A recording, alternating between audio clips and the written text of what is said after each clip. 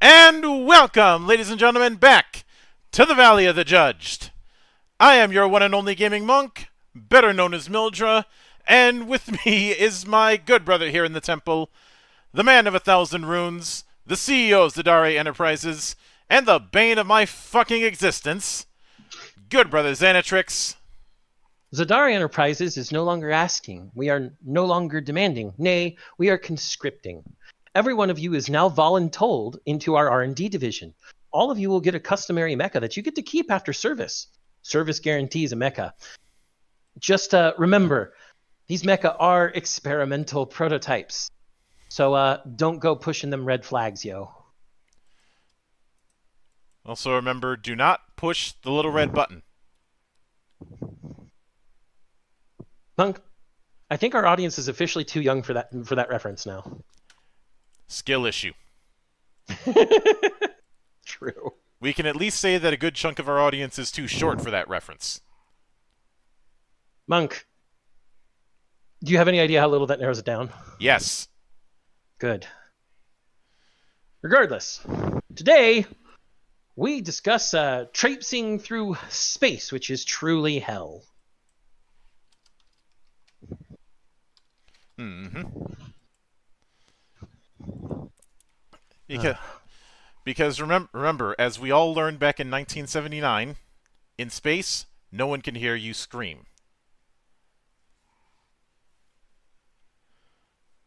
It's just in this case, no one can hear you scream because everyone else is screaming. Something like that. Oh. Man, I really love the artwork already. And I know this is... So, as you can see in the title, we are talking about the Quickplay version of Astro Inferno. Also, Astro Inferno, another thing more over than Disco Inferno. That's the joke. You suck, McBain. Now, I will note in advance. I know this is redundant coming from me, but I have to say it. I did back Astro Inferno on Kickstarter a few years ago. I have interviewed the developers Haxon Studios on this channel in the past. You can go back and hear that. At the time, I was flying blind with the material. There were only a very early version of this Quickplay available. And look, there's a reason why I usually ask if there's some manner of study material. At this point, it might be easier for Monk to list the projects he hasn't backed. That's probably the case. But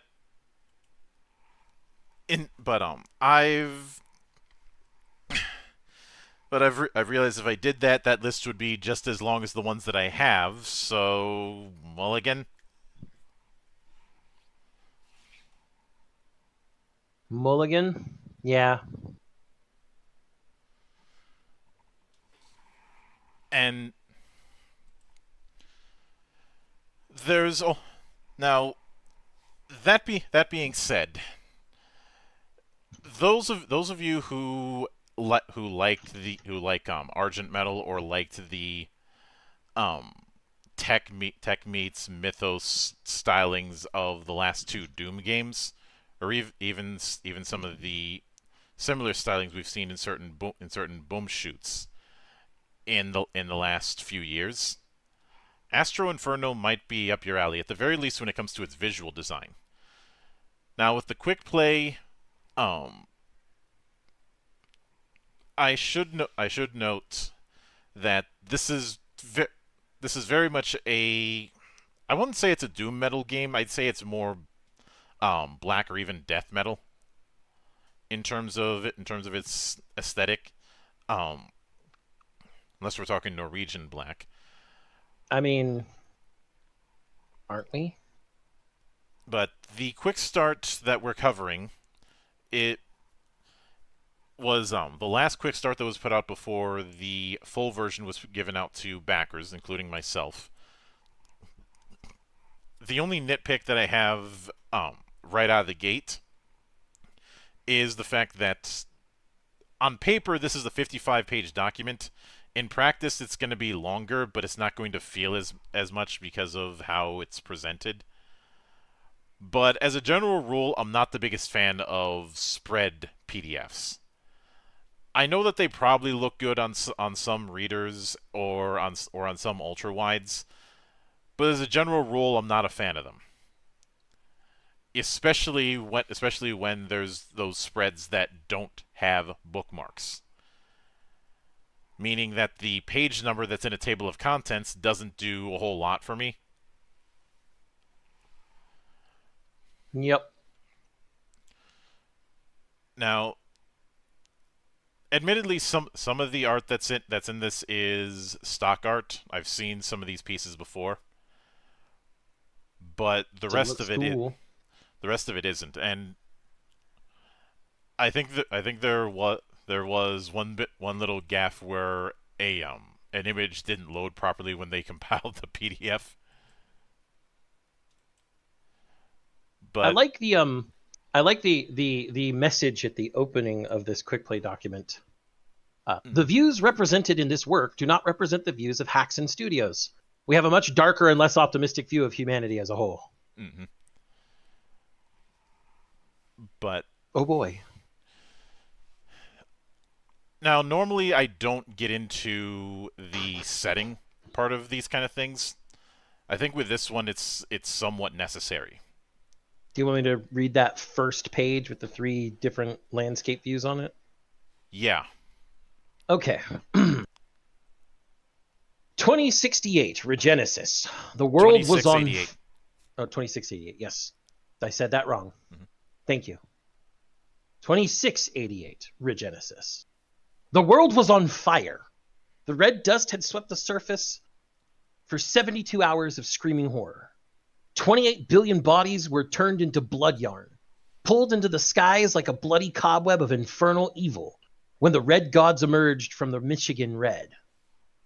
The ever-growing AI factories built overnight, rising like chimeric thorns towards the sky as far as eyes could see, dust and smoke hiding the sun.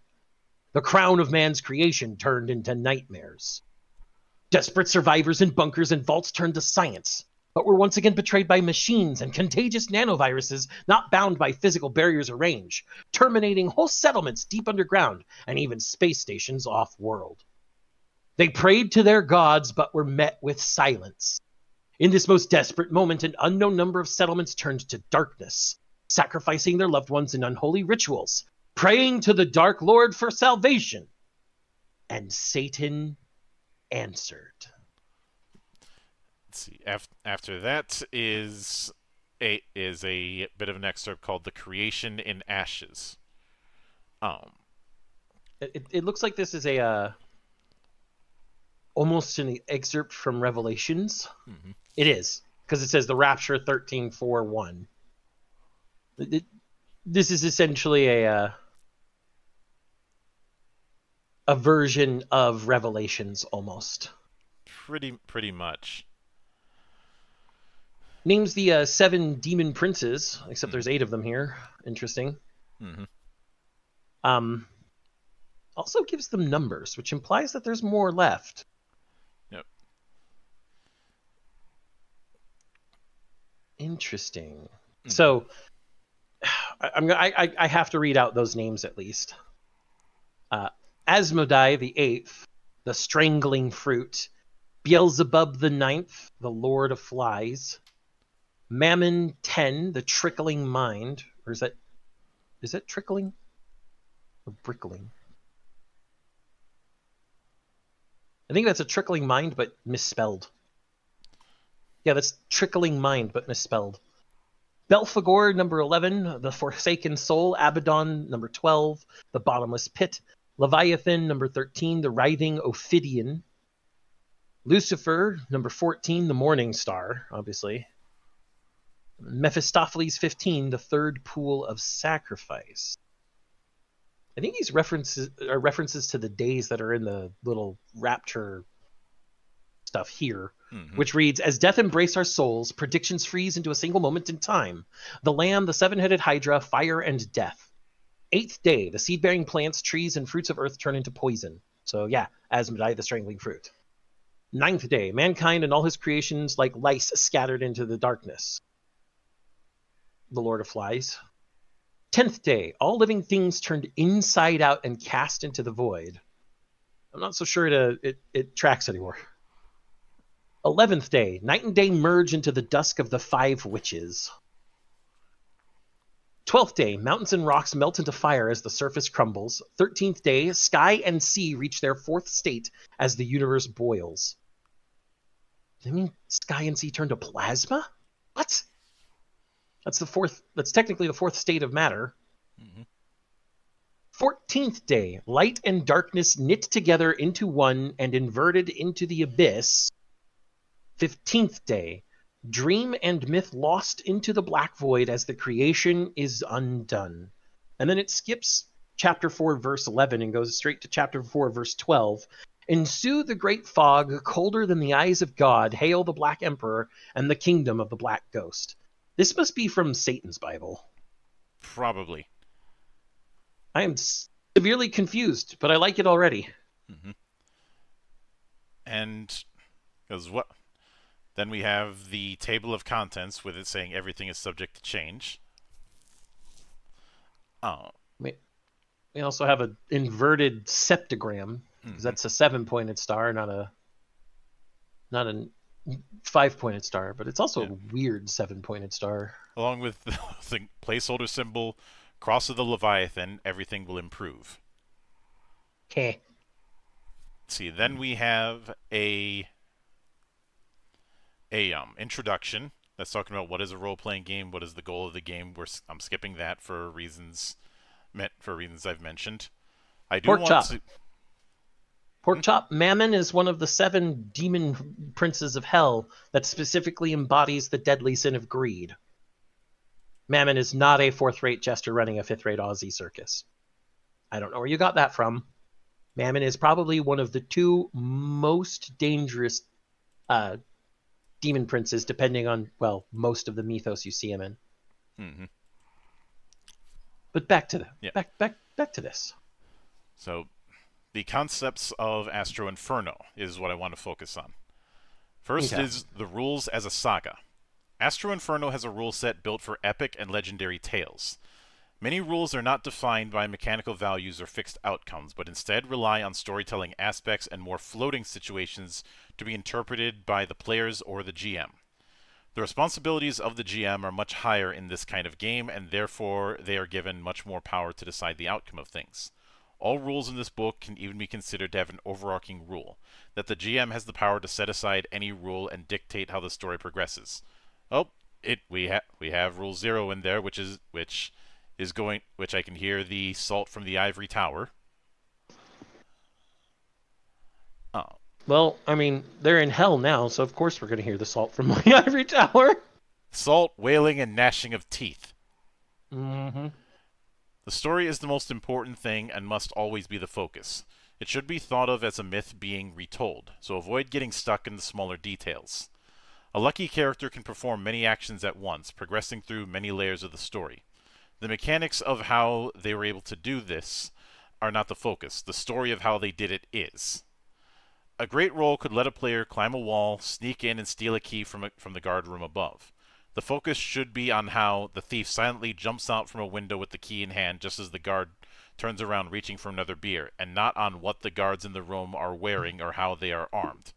Let the story flow through the rules, and let the story be the rules. Create your own myths. I like this. Hold on, Monk. I hear a different section of the ivory tower screaming. This is just a narrative story game. There's no real good mechanics. We haven't even gotten into them already, but I know that that's what they'd be screaming just from this introduction alone. Yeah. And anyone who's saying that has never actually seen a story game. They've only just seen other people's impressions of it. I would say that this is from the sound of this introduction, and like normal people, I usually go into these things pretty much blind. from the sound of the introduction, this does seem to be a lot more focused on the narrative side of the narrative mechanical scale. Mm-hmm.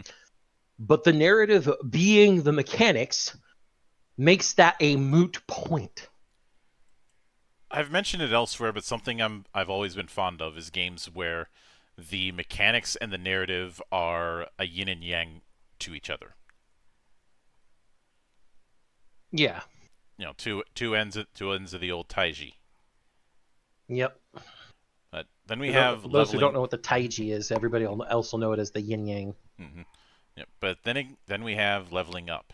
In Astro Inferno, there are many ways to mechanically develop and evolve characters, with a few of them being named here. Character level, master connection level, character truths, quality truths, expert truths, inner demons, leveling up gear, crafting gear, and weaving rituals. Well, since there's that many forms of being able to develop characters mechanically, that pretty much disqualifies any accusation of story game. Do you know what else this disqualifies it for, though, Monk? One of our favorite things to see in games, customization. Mm-hmm. We love games with high amounts of customization, so long as it's executed correctly. Yeah, we like customization, but we also acknowledge that it's a pendulum. Yep.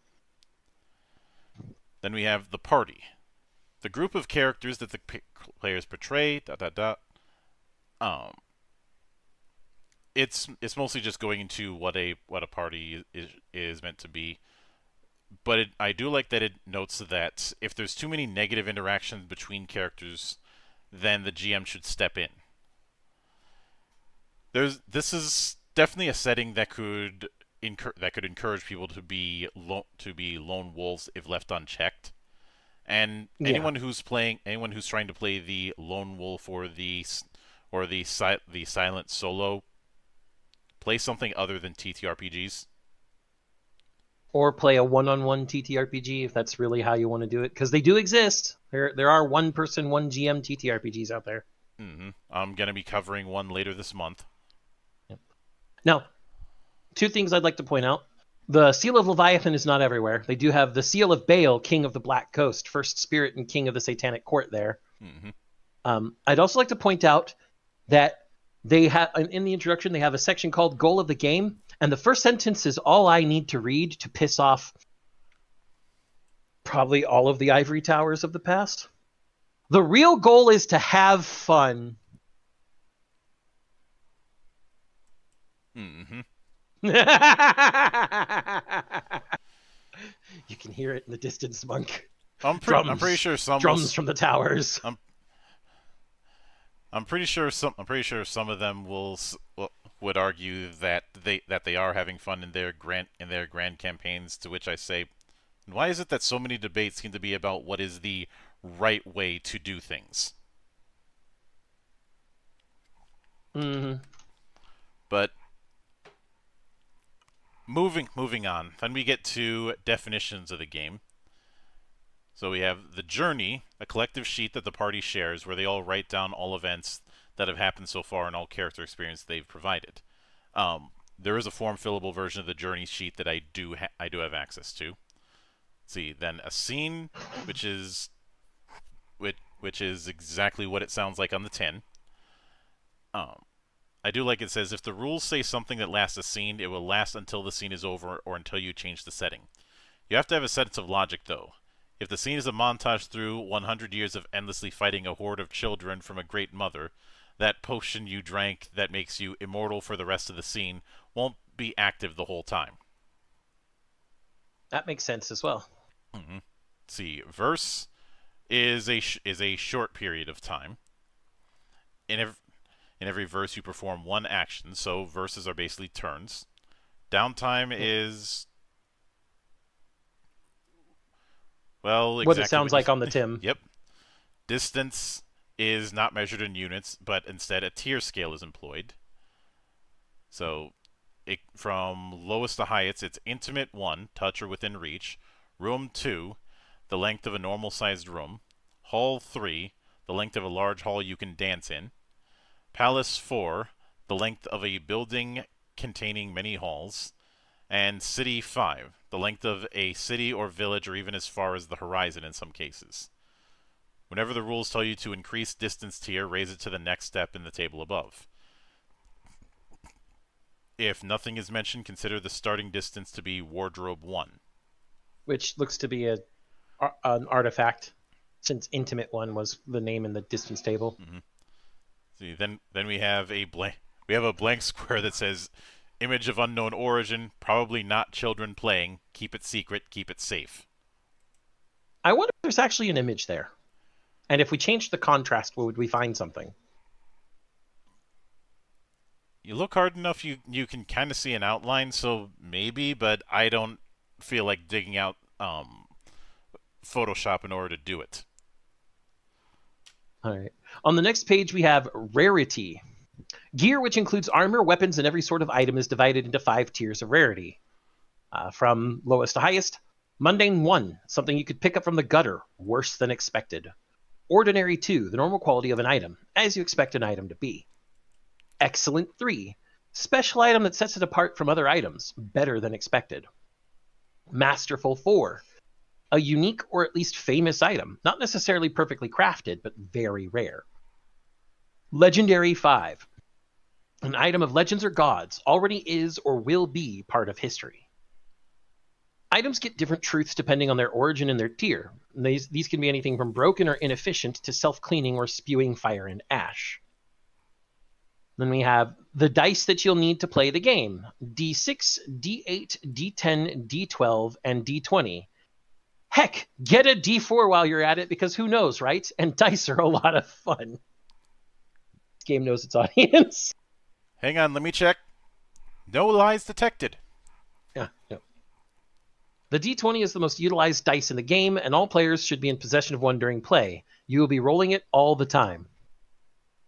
D666 and D66. Sometimes you'll need to use the satanic dice D666 and D66. A D666 is rolled with 3 D6s, with the highest die used as the 100, the second highest as the 10, and the lowest number as the singular value. Oh, so this is a roll under system then. The result is a number between 111 and 666, with a total of 56 outcomes and a steep upwards curve, giving the D666 a totally unfair and sadistic preference for results closer to 666. A D66 is the same thing, but rolled with 2 D6, where the highest result is the 10 and the lower result is the singular value. Roll a D666 below 500. Seems easy, right? You want to bet your soul?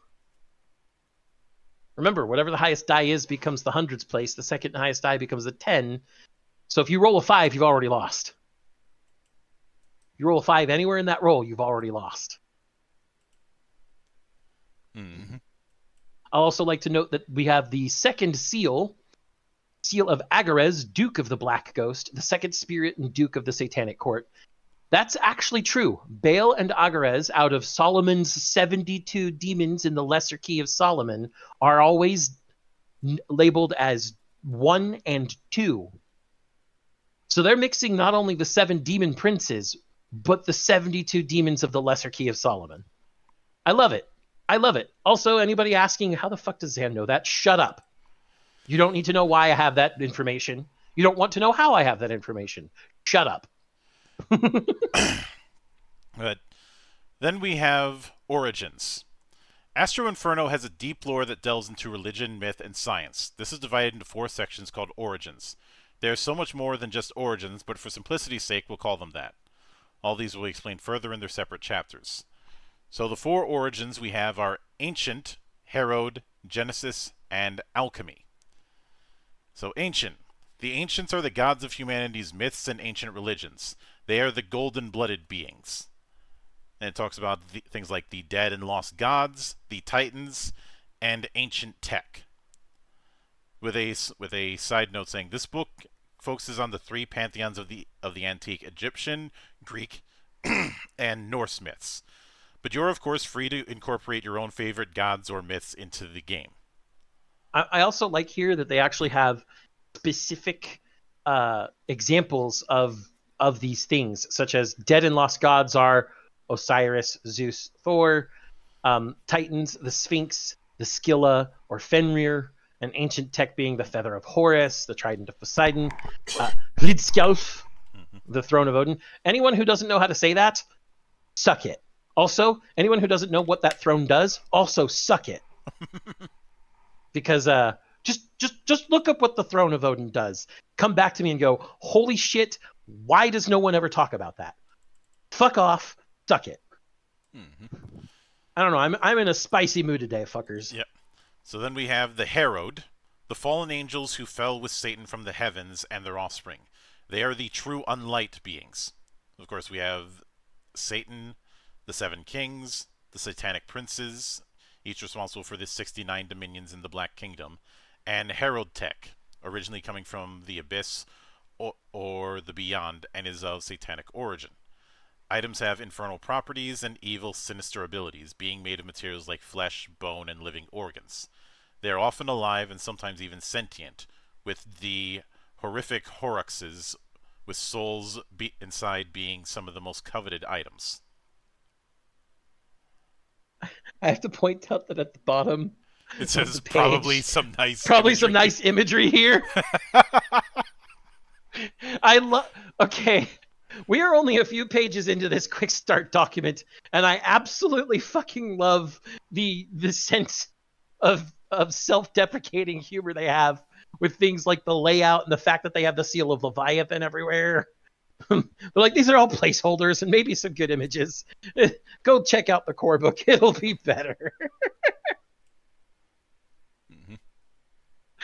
Self-referential humor. Yep. Then we have Genesis. The remains of the greatest creation of mankind, the singularity fused with divine powers. They are celestial, quote-unquote, beings. We have machine angels, the red gods, Genesis complex, an AI structure often surrounding a stationary red god, and Genesis tech. Nanomachines and smart materials merge with divine powers into all kinds of devices with abilities undreamed of. Genesis materials like Brimholtz often shine and bleed the divine ether, making high-tier items easy to identify from regular ones. And there's a bit of an explanation. Holtz fields are swarms of nanomachines programmed into different tasks, often looking like glowing fields or spheres. And ghosts are Holtz fields given sentience, taking the shape of animals or distinguishable forms, creating their own fate in this grim world. So, God is just AI. No, it is a literal Deus ex machina. I know. God from the machine because of the technological singularity. Oh my god. And Zadari Enterprises will be annexing this entire universe and studying this Genesis AI and Genesis tech for R&D purposes now. Then alchemy. After the Great Dark, mystic souls managed to merge aether, unlight, and nanotech into potent arcane powers. Alchemy do not spawn any beings and is very blunt or stupid compared to Genesis tech. Then we have celestial rituals, making someone unlucky. Aether rituals, casting a fireball. Satanic rituals, breaking someone's arm. Death rituals, talking to a worm god. Alchemy tech are items powered by unlight or aether with third law properties. They can have their own powers, but ultimately function as tools of the arcane user. And then we have the three laws. Let me get these, Monk. I have to. Clark's my dude, man. Clark's 3 laws based on sci-fi, essentially. Arthur C. Clarke was a very prolific and famous science fiction author. And so these are Clark's 3 laws. The first law: when a distinguished but elderly scientist states that something is possible, they are almost certainly right. When they state that something is impossible, they are very probably wrong. Basically, nothing is impossible. Second law: The only way of discovering the limits of the possible is to venture a little way past them into the impossible, stating that you know where the limits were once you've broken them. And the third law, the one that Monk and I constantly quote and also quote the corollary for, which I will quote after this: any sufficiently advanced technology is indistinguishable from magic. The corollary being any sufficiently studied magic is indistinguishable from science. Clarke's laws were... I have yet to see a case in all of science fiction where Clarke's laws do not apply. Mm-hmm. No matter how hard or soft your sci-fi is, Clarke's laws apply. But then we get to the world of Fracture, which is basically the setting of this place. Humanity is lost, Earth is lost, the universe is lost. And then we have a quote from the book of Isaiah. How are you fallen from heaven, O Daystar, son of dawn? How you are cut down to the ground, you who laid the nations low. You said in your heart, I will ascend to heaven above the stars of God. I will set my throne on high. I will sit on the mount of assembly in the far reaches of the north. I will ascend above the heights of the clouds. I will make myself like the Most High. Interesting. The universe I think is... I honestly think these books are from the Book of Satan. Mm-hmm. Well, I do know a fair few Satanists in Italy and Norway, so, and that includes Fern. Hi, Fern. Hope you're enjoying this. This is right up your alley. Oh, that the universe is shattered. Everything is untangled and physical laws have been replaced by something more sinister. A dark void where legendary places exist within walking distance of each other and still eternities apart. Where dark powers rule with laws as inverted Davidian psalms. Where slaves and kings pray to the Dark One for salvation and divinity only exists as an obscure parameter in an AI mainframe. Welcome to the Fracture. There is no planets, no continents, and no worlds, only locations. A location can be as large as a city and its surrounding desert, as small as a lonely cottage on top of a cliff, or even a space station floating through open space. What all locations have in common is they are isolated from each other by the dark void. If you leave a location without a purpose, you could end up trapped in nothingness forever, or be devoured by the horrors lurking in the darkness. We have horizons. Separate locations can share a common horizon, making them in some way related but not connected. The Library of Thoth and the Royal Temple of Seth are both located in the Black Desert of Ard, where they share the same environment, sky and sun, but are no closer to each other than the legendary city of Babylon is to Mimir's Well in Asgard. How far locations are from each other instead depends on what map you have, and in Fracture, maps are enigmas in themselves with personality, quirks, and moods. And then we have the true unlight, the fallen angels, and the satanic court. The rulers of this world are entities of true unlight. These twisted, corrupted, and depraved entities were once angels who fell from the heavens together with their forsaken leader, the Daystar. They have amassed the power of gods and use this power for purely personal gain. Their behavior is governed by their fears and lusts. The fallen are sadistic and take every chance they get to torment human souls or to impress by showing their powers.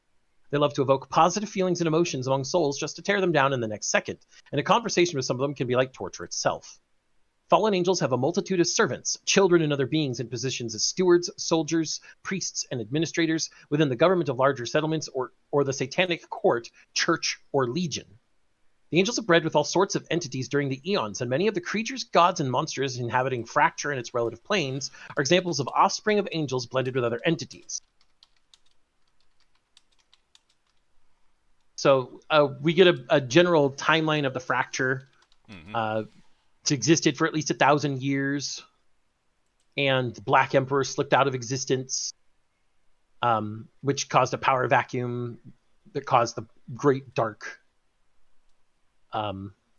And then we get to the present. Ever since Satan departed from the fracture, the power of satanic unlaw decreased, and human souls started to have more control over their lives. With that, something like a medieval society has eventually sprung out from what used to be pure chaos, pain, suffering, and eternal carnage. Fraction has now reached an equilibrium in which the fallen angels, true unlight, and the ancients, golden-blooded, live in a fragile truce, with the human souls as their pawns and puppets. Interesting. And then we have the concept of souls. And once again, the return of probably some nice imagery here. But the bulk of Fracture's inhabitants are called souls. Most have been human once, but the majority have lost their humanity as time and darkness has ravaged their minds, and they live in a despicable afterlife in Fracture, governed by their lusts and fears. There are 6 special kinds of souls in Fracture, each with a different corporeal form, carrying their own damned fate. And the first one of these is the Undying. Few in numbers, the Undying are the actual surviving humans from 2688's Earth. To the Undying, the rapture happened roughly 10 years ago, and some even saw it with their own eyes. This is something that goes against everything all other souls know, since for them, Fracture has existed for at least 1,000 years. Most Undying were astronauts, colonists, or scientists living off-world when the stars and planets started to crumble into dust. They have lived through the great fog that followed inside of a halting space station, seeing resources and supplies slowly decline over the years. Only the most resourceful ones have survived and stepped out of their station, and one way or another found their way into another location and into the society of Fracture. Undying are seen as exotics by the Satanic Court, who love to sacrifice the fragile sons of Adam in vulgar, ceremonial displays of power and turn them into corrupting souls.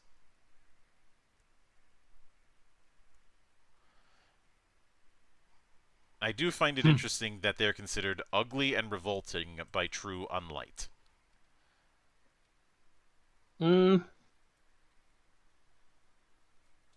I mean, that kind of makes sense, though, doesn't it? Mm-hmm. They're uncorrupted, so... And we have Dark Souls. No. Dark Souls are human souls that have been tainted by dark powers. They share a connection with different entities from the beyond, and are often feared by other souls or even beings of true unlight because of this. Dark souls are inclined to a destiny as mystics or witches, and often live isolated lives outside main settlements. They often know more about this existence from their visions and whispers, and never hesitate to use this to their own advantage. Many greater Dark Souls are also recruited by the Satanic Court to help with mystical or arcane dealings. And then we have Nanosuits. Nanosuits are human souls who have been infected by the red dust from the Regenesis, but somehow created a symbiotic relationship with it. Outward they are regular souls, but within their cells, nanomachines work and give them special bodies or minds. Nanosuits say they have several psyches resonating in parallel, calculating calculating every microsecond what their best course of action is. They call it glitches, and nanosuits swear by it. I'm going to translate this for anyone who doesn't understand it into something that sounds a little bit more understandable. It's parallel processing to the point that they have prescience. Mm-hmm. Also, I really liked that alliteration, and I didn't even mean to do that. And we good. I was going to say that also, I like the fact that they're basically humans that have become nanomachine clouds.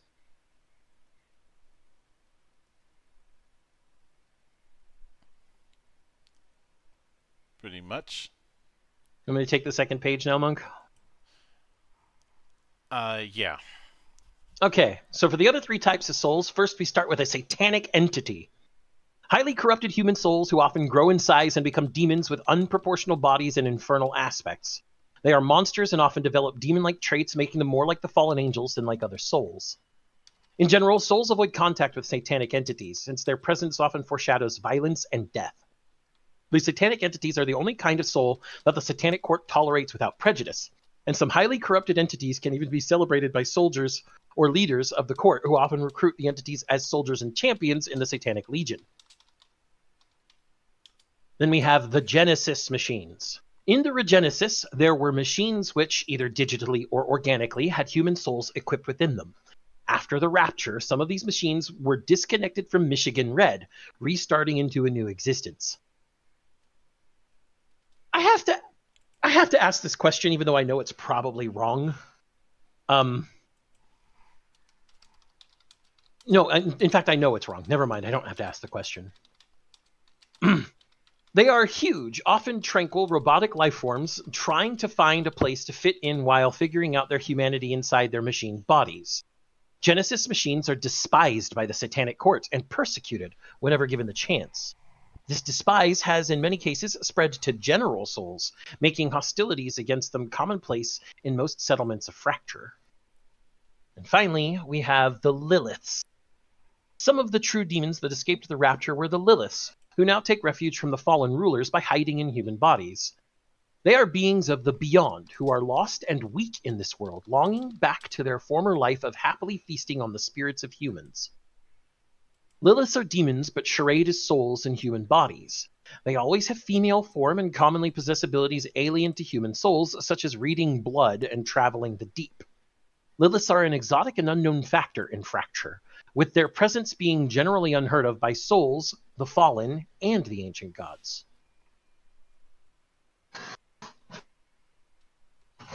Interesting. Yep. See, and then we have society. And I think there's a lot of things here that we could probably gloss over. There might be a couple of things here, such as how time works, which is about the same as normal. I do like that they put in Christmas is often canceled, though. Yep. It says that time is subjective in most locations of Fracture, but generally it's 24 hours a day, 7 days a week, 30 days a month, 12 months a year. But I think the important part here is probably the masquerade. Well, and no, this is not like the same masquerade of the Camarilla, or is it? Yeah, I'll take that.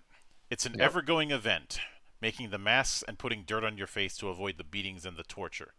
While a few manage by only playing fools, some fools don't play well enough. The fallen know, of course. They see what we are, what we try to do. It's a game for them, pretending to be oblivious, pretending to not see. Our fears, our masquerade. All souls live under what is commonly known as the masquerade. In its very essence, it is about the fallen angels feeling offended by souls looking too human.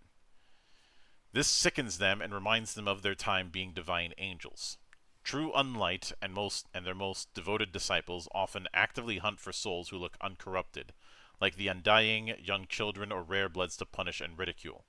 Often just trying your best to follow the masquerade is enough to be left alone by the Satanic Court. Pristine or beautiful-looking souls, however, can't usually escape from becoming a pet peeve for the satanic beings to corrupt and destroy. The same can be said of evolution and development. As a greater soul in Fracture, you better not invent or build something too fancy if you don't want to buy your way into an eternal torture chamber. Most luxurious commodities are confiscated by the Satanic Court, Legion, or Church if they get the chance, and the ownership of exceedingly fancy stuff can be punished harshly depending on the owner's status.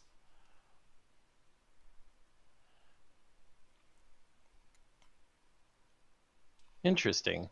And hey there, Cress. Welcome to the party.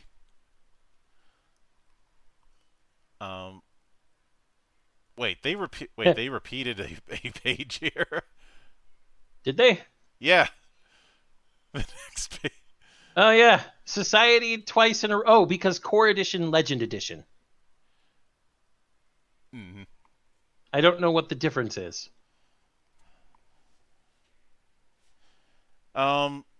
Cress, no.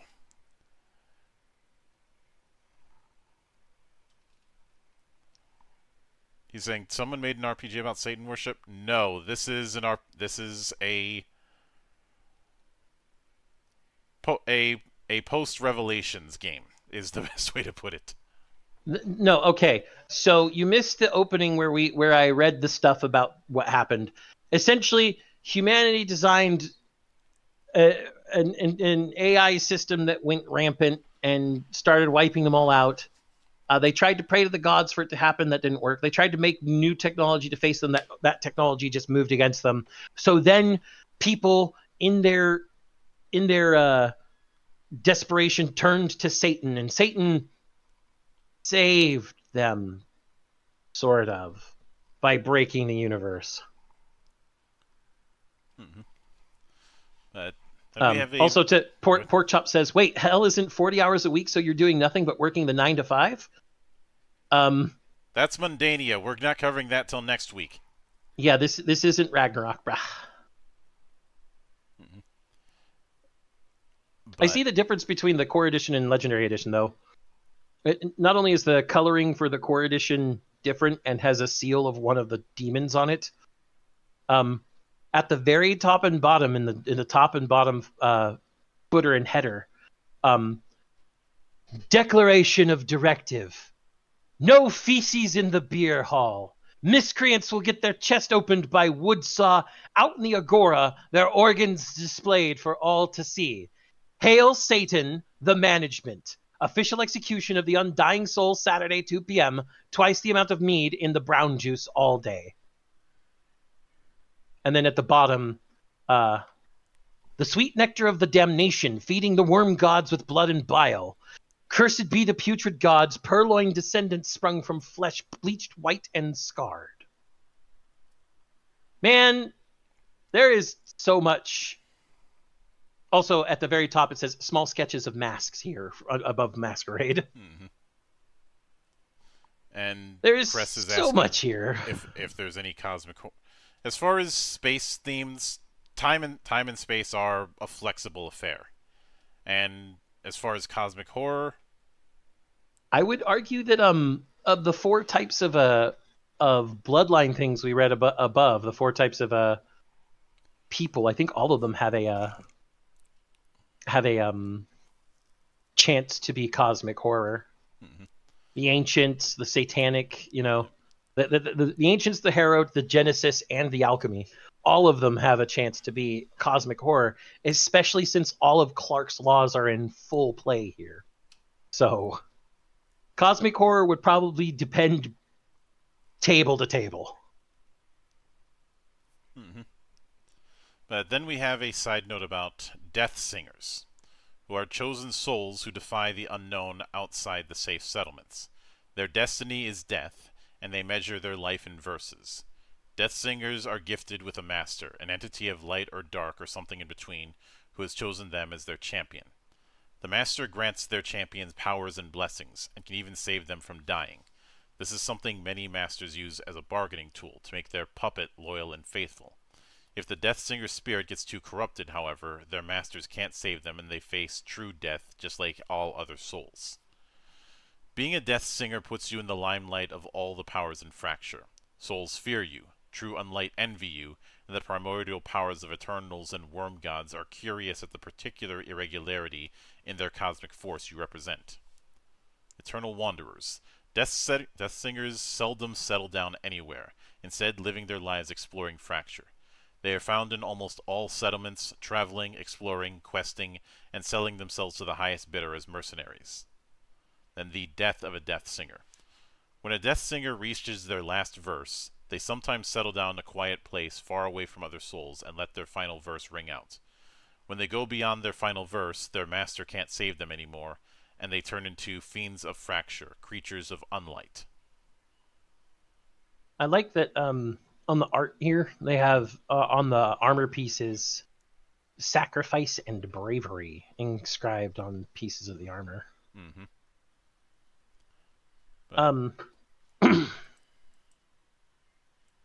Then we move on to the Davidian Psalms of Satan. The Unlaw. Veritas Diaboli Manitum Aeternum. Biology, physics, math, and all natural principles are part of the law the creators set at the beginning. And even if Satan has fractured the universe and merged myth and dream into creation, to his demise, the natural principles still rule most of his domain and his court. I think that would be more to his despair. Mm-hmm. But True unlight. In the presence of true unlight, the principles of creation start to fade, a swirling mass of chaos and satanic perversions, entangled in feelings of lust, fear, and hate. Emotions and ideas emerge with life and death, while space and time misconstruct into perversions of themselves. Light no longer shines, intentions turn into truths, and physical laws bend and break. The unlaw is in all its satanic glory, an inversion of the creation. Now, there is a section here on how the unlaw affects settlements. I mean, there is a long list of examples I'm going to read from just because it is that impactful. Monk, I think, is the best word.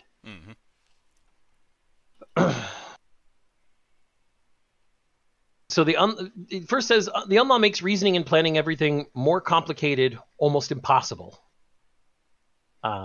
Everyone is affected by their inner demons or just plain stupid, and instinct and desire overtake reason. Drunk souls eating spoils from shit and piss-covered streets. Muses playing music for slaughtered poultry, trying to find a hidden meaning. Rotting corpses hung onto facades of buildings. Crazy people masturbating openly in the street while laughing. Prostitutes bleeding from deadly wounds calling out for someone to fuck them to death. Souls condemned to death hang upside down singing and laughing. Souls eating, killing, puking, fucking all at the same time. I wanted to read that list just because that sounds metal as fuck.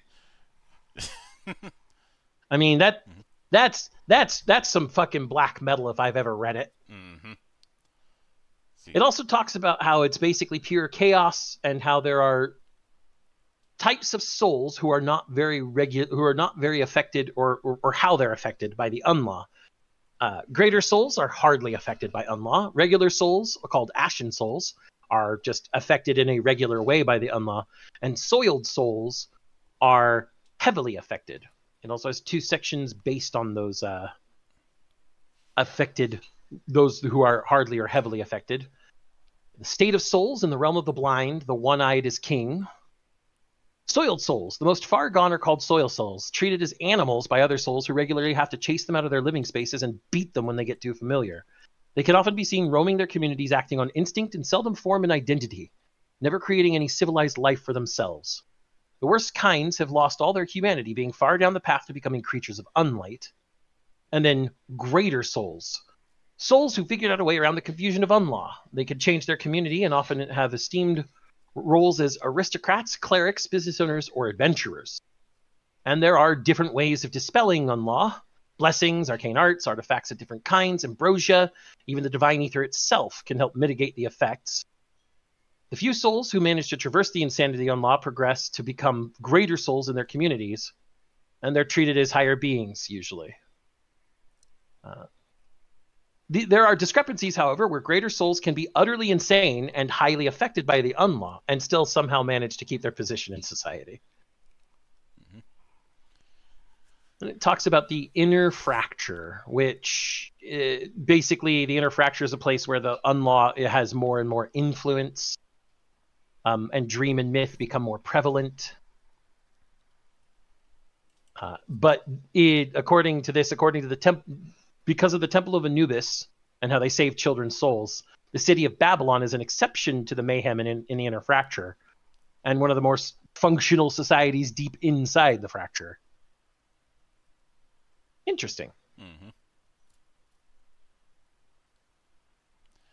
And now we get into mechanics, what is referred to as the story stakes system.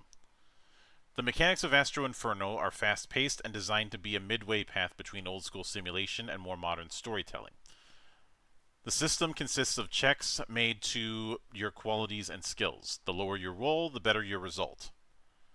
Then actions and checks. There is no specific turn order amongst players, just naturally build a great story together.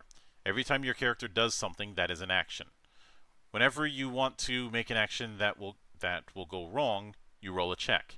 You roll 1d20 and hope to roll under your goal, your relevant quality or skill value. If you roll equal to or less than your goal, but not more than 16, you succeed, earning 1 story point for each block of 5 below it. and if the roll is a 1, you perfect the check, doubling the story points you've earned. Also earning you a skill point, which is used for improving skills, but let's save that for later. If your goal is 17, you succeed between 16 and 13. If you roll between 12 and 8, you earn 1 story point on top of your success and can use it in various ways. At 7, you'd earn 2 story points. A 2 would earn you 3, and a 1, being a perfect roll, would earn you 6. When failing, however, you suffer the consequences of it. If you roll 17, 18, 19, or anything above your goal, the GM determines how unsuccessful the action turned out to be, while also setting a negative aspect upon you, or the world around you. And if the roll is a 20, you botch the check, suffering a negative truth instead, but also earning you a skill point as consolation. But again, forget about this for now. Still, fail forward. Mm-hmm. Getting skill points, I assume, would be a way of failing forward. Yep. And in a roundabout way, we do kind of have the same principle as the victory point system. I can kind of see it with the story points. Mm-hmm. But I also see that we have some interesting descriptors for each of the types of success and failure outcomes. Mm-hmm. Then we have story points, which are earned by rolling lower than your goal and are used in various ways. Any earned story points must be spent right away in any way the player chooses. In some situations, the GM may give suggestions or even decide how they're spent, all in the name of a good story. Don't let spending story points slow down the game with tactical overthinking. It often makes for a better and more immersive experience to just go with the first thing you think of. Extra actions, aspects, and truths introduced by players don't need to be directly connected to the action being checked, but must always be related to the scene in which the action is taking part. Additionally, the GM has the final call on their approval and may change or discuss with the player to reach something more suitable, always with the preservation of the narrative in mind. Then there's this thing about it's your story. Bad actions, aspects, or truths are generally those disconnected from the story or way too powerful, or both. Some groups, however, enjoy stories with nonsensical or overpowered elements, while others prefer it very gritty and real. It's up to the group to discuss their expectations and thresholds, and this is something that can evolve over time. The campaign may begin feeling like a tactile military action and gradually grow to become a mythical dark odyssey, if that's what the group is enjoying the most. We do have a few examples of spending story points in a sidebar. 1 story point, successfully perform an extra action of any kind without rolling for it. 1 or more, introduce an aspect depending on its scope. 3 or more, introduce a truth depending on its scope. Multiple, fulfill a complex task or check with story point requirements. And then a variable, perform an effect specific to the actions and skills you are using.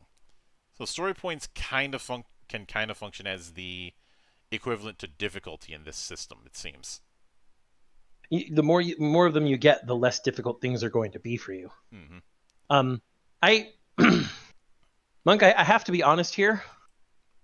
When it comes to Cloister and me possibly GMing so that you have a chance to be a player, I'm getting split on systems because of all the systems that we keep fucking reviewing, and now I've got another to add to the list. Mm-hmm. God damn it, Monk. Stop doing this to me. No. At the bottom, there's an indication of 4 different icons, and we've already seen one of them. It's a little text with the plus in it that denotes story points. But there's another one that's a moon that says darkness, another one that's a heart that says life, another one that's an eye that says sanity. And when we get to the next page, we have check modifiers, straining sanity. You can push yourself to improve your results in any kind of check, but this strains your sanity, which entices your inner demon. After rolling for the check, you may reduce its result by 5 down to a minimum of 1 and lose 1d6 sanity, or half as much depending on your inner demon's kink, but don't worry about this now. This can be repeated as much as you want, as long as you have at least 1 sanity. 1d6 So basically, it's if you roll 1d6 sanity loss, it's a -5 on a dice result. Straining sanity can't get you out of a botch or get you a perfect. Those have to be natural. So that's something like this is something where if you roll a failure, but a -5 will get you into the success range, you may want to strain your sanity just to get to that success. I honestly would only see it being used in those situations and not used, say, when you already have a success to give yourself 5 more success threshold and get more story points.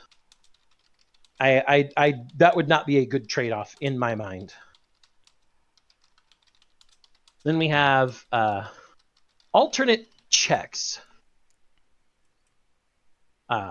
Complex tasks. Some objectives demand complex tasks to accomplish, feeling quite odd to resolve in a single action. Specific rules or the GM will then designate a number of story points as well as other possible conditions required to complete it, which players must gather from multiple checks related to the objective. Checks on repeated skills may be penalized by certain rules or by the GM if it feels appropriate. When the required conditions have been met, the objective is accomplished. Some examples they give are reaching a city on the other side of a desert, finding the cure to a poison, crafting a sword that can cut through death. I mean, depends on what universe we're in. If this is Incarnations of Immortality a la Pierce Anthony, a sword that can cut through death is any normal sword. Anyone who gets that reference, good for you. Mm-hmm. Give yourself +1 internet cookie. If the rules don't state it, the GM decides how much time passes between each check as well as the minimum number of checks that are required. Additionally, if a player fails or botches during the process, the task's requirements may be aggravated by the new negative aspects and truths. They give an example on complex task that I'm not going to read. Mm-hmm. Up at the top, offerings. The GM may spice things up by proposing a player that they choose to fail a check already rolled for or not in order to get something else in return. This is called an offering and may involve experience points, story points, regaining sanity, and even recovering from darkness. We still don't know what darkness is. I hope this is rectified in the core book. Mm-hmm. I hope there's a glossary, guys. Yep. We're going to be honest. Hope there's a glossary that gives us these things up front. I would really appreciate it. Yep. In order to avoid making the game feel dull, offerings should be used sparingly, such as to make each offering feel like a special occasion. Then they have combined checks. Some abilities or rules call for combined checks. These are rolled as 2 skill rolls at once in 2 different skills, or as 2 skill rolls in the same skill after another. If both rolls succeed, the check is a success. If any roll generates story points, this can be used to buy aspects or truths. You can even roll double perfect rolls and gain a massive chunk of story points and perform heroic deeds with combined checks. But if any of the rolls fails or botches, this check is considered the worst of these outcomes. Sanity may be strained as usual on each roll. Mm-hmm. And finally, a panic check. Some actions are too hard, and the GM may determine that you cannot roll. You can, however, ask them to roll as a panic check in order to try something desperate or heroic. If the GM allows it, I'm going to say that again. If the GM allows it, are you listening to me? Panic checks are at GM fiat only, okay? That's really important. The check is rolled against the value of a quality or skill divided by 5, thus reducing a skill of 20 to a check against 4.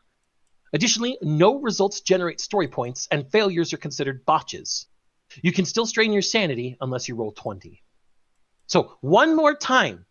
Panic checks are a situation where the GM says, yeah, that's impossible, you can't do it. And you go, can I try anyway, please? At that point, the GM could go, no, fuck you, and you get no panic check, and you can't make any arguments. And if you try to make any arguments, you're off my fucking table. Get out. Or maybe the GM wants to see how well you'll fuck this up and go, sure, try. This is the skill you're going to use. And it's your worst skill, and you divide it by 4, and you have to roll a perfect to get through. Yep. That's what I'd do. So wait a minute, did I say that? Did I say the quiet part out loud? So then we have aspects and truths. Aspects and truths both introduce a fact about the game world that the GM and players must consider from then on. The difference between them is that aspects are bound to expire eventually, while truths are permanent or at least very hard to change. Aspects and truths both introduce a fact about the game world that the GM and players must consider from then on. The difference between them is that's a repeat. An aspect or truth that is either supernatural or universal has its base cost increased by +1 story point or +2 if it is both. Anything that deviates from the usual nature of things in a given situation is considered supernatural. Anything that affects a large collective is considered universal. And we have fucking examples. Wait, let me look at those examples. Can we see if they're good examples? Let's see. The door is unlocked. 1 point aspect. The cup is filled with healing water. Supernatural aspect, 2 points. The city is rainy. Universal aspect, 2 points. The sky is pitch black with a single star tonight. Universal supernatural aspect, 3 points. God damn. And then we have a few examples of truths. The house is made of stone. 3-point truth. The sword can talk. Supernatural point truth. 4 points. The population of Babylon are well educated. Universal truth. 4 points. The city is haunted by a deadly curse. Universal supernatural truth. 5 points. The point cost of aspects and truths are not definitive in any way, and the GM is encouraged to improvise instead of trying to figure out what the exact number of points needed. Your sword catches fire from your master's rage. If it makes sense now, I'd say that is 2 points. But aspects and truths are rarely just consequences of the action that led to their introduction. Much more than that, they have the potential of introducing brand new, pre-existing elements in the story. Within the game world, such facts don't begin to exist all of a sudden, but are instead considered to have already been there all the time. A tired soldier has probably been tired all day. A greedy merchant has probably been greedy all his life. I think this is a perfect counter to the problem of guidance that we've ranted on for years. Absolutely. This is fantastic guidance. This is in depth and we love it. First off, when it comes to what an aspect or truth is, that is made very clear. Second off, one of the big things for me would be what determines story points. If it's an aspect, it starts at 1. If it's a truth, it starts at 2. Adding supernatural or universal, that adds 1 point each. Well, and then there's also the fact that it even gives the whole, hey, in this situation, doing X, Y, Z would actually make point to have a reduced cost. Mm-hmm. And goes, everything is aspects and truths. Finally, checks aren't the only way to introduce them. Any known fact about the game world can count as an aspect or truth. Such facts are usually introduced by the GM throughout the session, but can also be part of Astro Inferno's lore explored in this or other books, or even be consequences of character actions not formally introduced as an aspect or truth. And when in doubt, players can always ask. Is the building made of stone? If the GM answers yes, then it's a truth. The building is made of stone. That's extremely useful. Mm-hmm. Not only does it give great examples and guidance, not only does it give examples of exceptions or ways to adjust cost, not only does it give the fact that this is something that is assumed to have existed prior to the truth or aspect being introduced, and it's just being made known for story purposes. It even gives a verification method for players and the GM. This is fantastic. I love it. So, and then we have. Oh, go ahead. No, the next spot was how do aspects and truths affect gameplay, and I'll let you take that. All right. I also like that the art here on one of his arms it says "Son of Baphomet," or I think it's supposed to say "Son of Baphomet." Yeah, and on the other it has 13 on 13. It. Yep. That's not red 13. I don't know what you're talking about.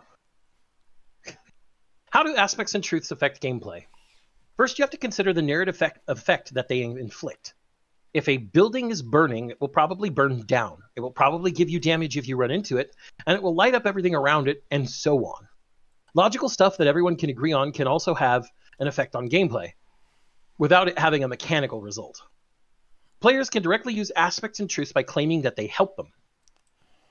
Before rolling for a check, you may claim one aspect or truth as being contributing to your action. Additionally, you may claim the aspect assisted by for each of the other characters in that scene that, in previous actions, have done something specifically meant to assist you in your current action. When doing so, a success awards you with 1 extra story point for each claimed aspect. Holy shit! Claiming aspects or truth gives you more story points when you succeed. That's cool. That risk-reward thing we love. Yeah, well, not only that, you know, you're spending some of your story points to potentially introduce an aspect or truth. Mm-hmm. But you can then use, like, if you're smart, you can use an aspect or truth to connect a bunch of other aspects and truths in the scene, so that when you roll and you succeed, you recoup your costs and then some. That's I can imagine going with that. That'd be pretty fun. But there's this good caveat here. All claims must be connected to the action, with the GM having the final call on their approval. And there's actually an example here that I do want to read out. Resnack has rolled for Reed's situation and realized they are swarmed by enemies. She also rolled with a story point, which she uses as an extra action to assist Grimhold with his machine gun. When it's his turn, Grimhold decides to open fire, claiming the aspect assisted by Resnack, which contributes to the action and gets him an extra story point if he succeeds. He may still make another claim with a different aspect or truth if there is one that could contribute to that action, thus getting him a total of 2. I think that's supposed to be the number 2, but then they forgot it. But again, remember, this is a beta document for a quick play. Mm-hmm. Getting him a total of 2 extra SP at the success. So that's useful.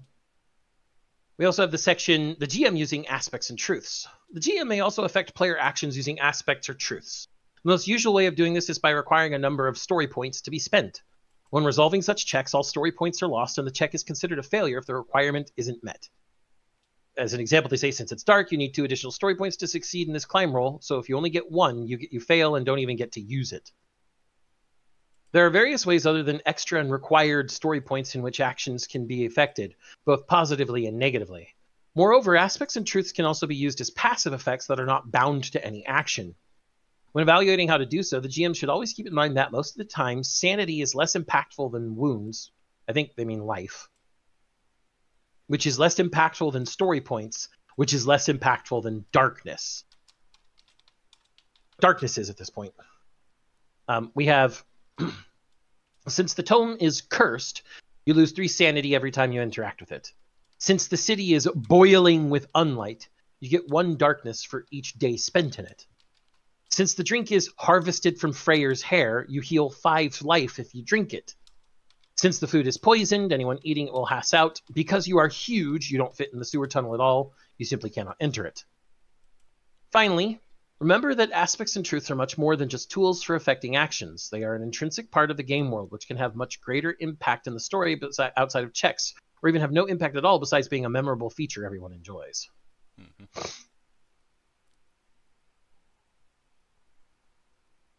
And then we have the soul, characters explained.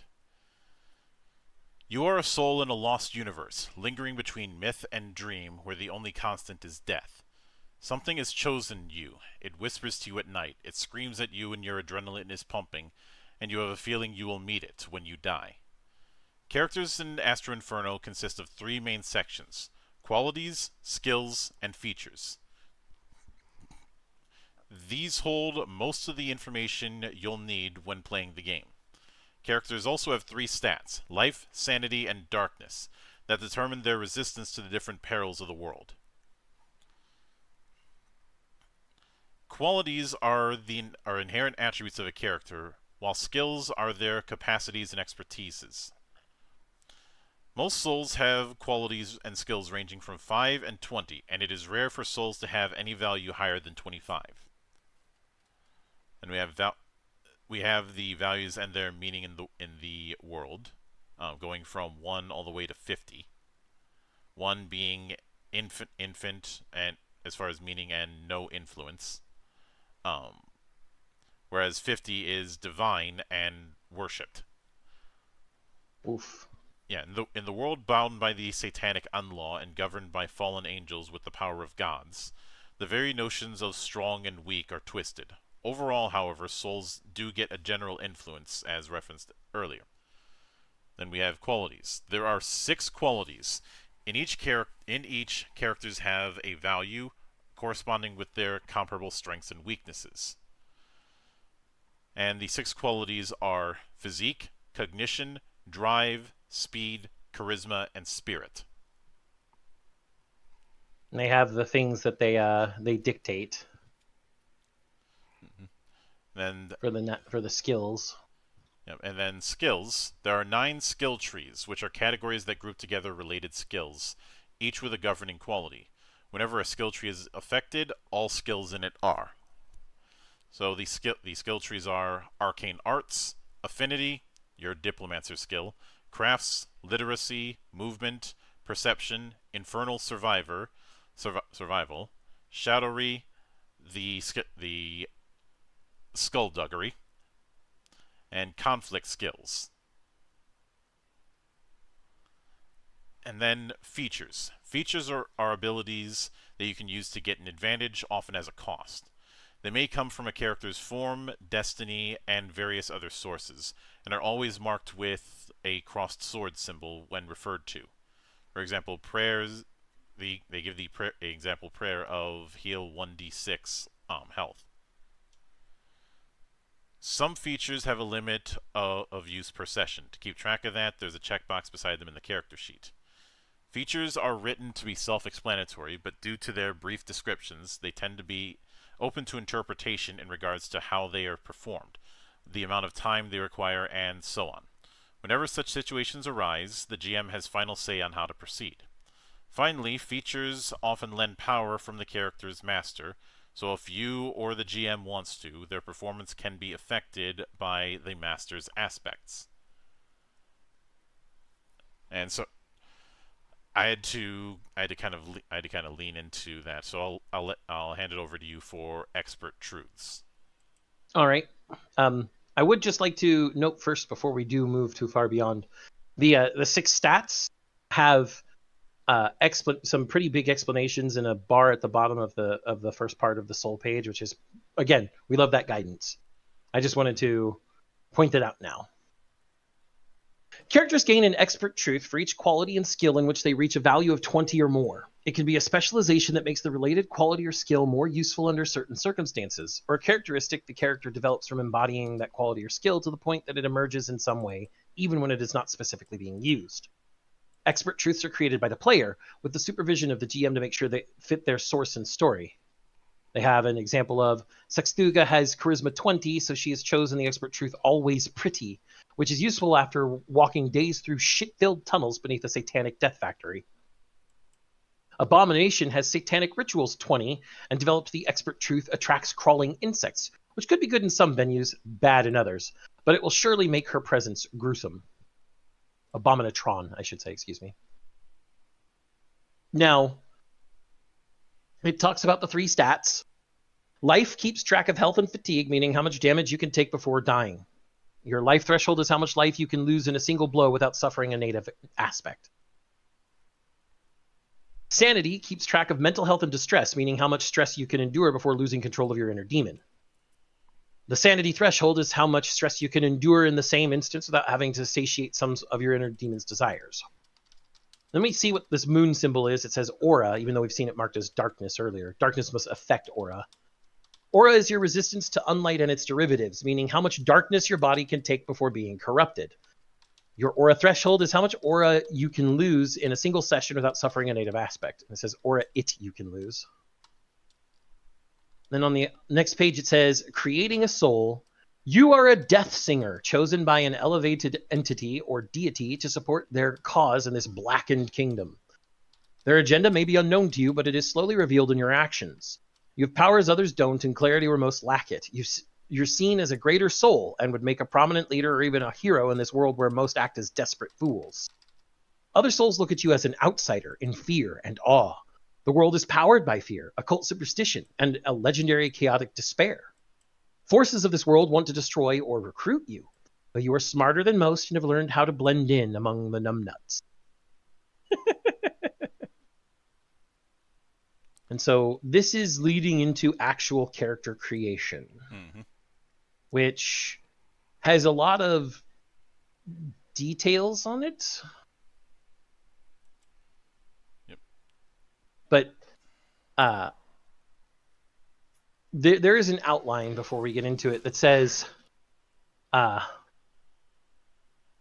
for preparations, in order to create your character, get a pencil, a character sheet at astroinferno.com, and some dice. Yes, all of those. A notepad can also be useful to keep track of information and ideas if this is the first time you're doing it. It's a nice idea to have the GM participate in each character's creation so as to assist newcomers and give suggestions that bring together each character's background and the story they're envisioning. Hello, suggestion for Session 0. Everybody loves Session 0. You may roll anything that you're instructed to choose if you're feeling adventurous. No one will stop you. If any roll ends up clashing with the vision of your character, feel free to keep any bonuses from your first result and re-roll or make up a new result that suits your character better. This is true for everything during character creation. Okay. That's a very loose character creation, and I love it, actually. I like that idea. Characters are created in 4 steps. First, you choose your form, the physical body of your character, which narrows down your choices for qualities, dark marks, corruptions, and for your master, or which oversees and influences your character in the long run. Second, you choose your destiny, the chosen path of your character, giving you specialty trees for skills and determines your inner demon, which represents the untamed cravings of your being. Third, you define your past, to get an idea of what your character's done before, and you also sum up all of your stats at this step. And then fourth, you give your character a name and some quirks and finally choose their starting gear. So I will give step 1 form to you, Monk. Yep. And go. All souls have been human once, except for the Lilith, who only wears a human carcass as her body. Would that mean power from Chainsaw Man would count as a Lilith? No, because she's not even in a human body. She's just blood formed into a body at this point. Well, actually, spoilers for a part of the Chainsaw Man manga that's been spoiled for years now. Embargo's over. Power dies at the end of part 1, dipshits. But so does Makima, so... Yeah, the form consists of qualities, master, and corruptions. Now, qualities is what we've mentioned before. You can't go below 5 or above 20 in them. No other restrictions, and the starting set is only a suggestion. Then master. You have a master who has some influence on what you're over you, and probably a predestined agenda for your existence. Roll D100 and check the master table on the page to define its type. Then check the master list in the respective chapter to choose one. Fill that section on the sheet with the information provided. Add the bonus from your mundane, ordinary, and excellent blessing at this time and add them to your current values. And then corruptions. Corruptions are fiendish physical distortions in your form caused by unlight radiation. Choose and roll as indicated by your form's page to define your initial corruptions. Then check the corruption list in the form chapter to see their results and roll for bonuses. Fill the first corruption fields on your character sheet with each of your corruption's names. Finally, jot down your corruption bonuses on the respective fields. Let's see. Then I do want to take this, and I'll hand you the next page. Dark Mark. Dark marks are special classes and powers related to your form. Then Dark Mark gets its own chapter. Dark Mark it's basically a class, complete with its own ranks. Then quality values and expert truths. Add up all your quality bonuses and write your final quality values in their respective fields. Create an expert truth for each quality reaching 20 or higher, writing it beside its source. Interesting. See, and we have an example, Dark Mark. Knight, which I'm assuming is meant to be a rank 2 Dark Mark, has the feature... Well, or it's a Dark Mark at rank 2. Then feature History of Violence. You may combine any affinity skill with brawling and add any successes and story points together for a better result. The result is a fail or a botch if any of the rolls end up as such. Then Inner Demon, 1d3 plus 4. The anticipation of blood makes the demons of knights strong. Power plus 2. And Destiny Sats. Let's see. Bonus. Looks like a 20 bonus 20 life. Bonus to 2 to life threshold. And plus 5 to brawling. Then specialty skill trees, craft, movement, and conflict. And then we get to the second step, which is destiny. After the rapture, there was only torture and pain, but the damnation ended with the great dark, and ever since, souls are mostly left to themselves, and the few who dare or are able can't even be the masters of their own lives unless they are caught by the unlaw. Death singers who don't get affected by the unlaw as much often end up in adventurous destinies that attract violence and hardships. So this is the fate your character's chosen and the way they've lived their life. And you choose your destiny among those listed in the respective chapter and write it down on your character sheet with, first you get skill values. Every skill gets 1 bonus each, either based on the specialty skill trees from your destiny, on the qualities governing each skill tree, or if they don't receive a bonus from either. Add all bonuses to the current values in their respective fields in your character sheet. First, add a plus 15 bonus to 5 skills within any of the specialty skill trees in your destiny. Going skill tree by skill tree, add a plus 10 bonus to as many skills as the governing qualities value divided by 5. For example, if you have 20 in a governing quality, you do 4 skills for that tree. 15 is 3 skills, 10 is 2 skills, and 5 is 1 skill. Finally, add a plus 5 bonus to every skill that hasn't yet received a bonus in this step. So you have at least some competency in each skill, just more in the ones that you're focused on. I like this because it prevents the problem that I've had with certain games that use those really long ass skill lists.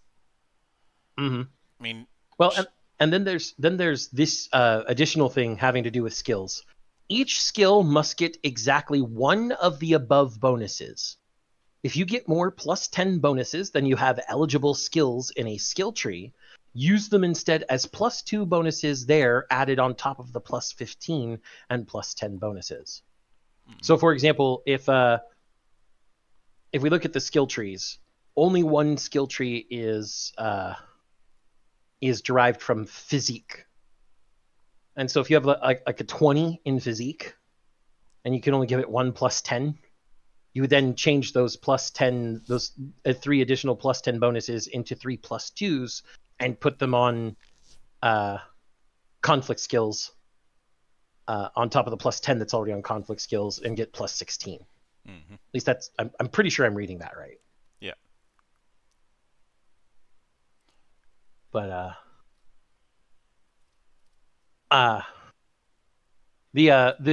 that's a very interesting way to do it. And yeah, with so few skills, because it's a skill tree and that governs a bunch of things. It's like, hey, this 1 skill tree governs all these actions you can do.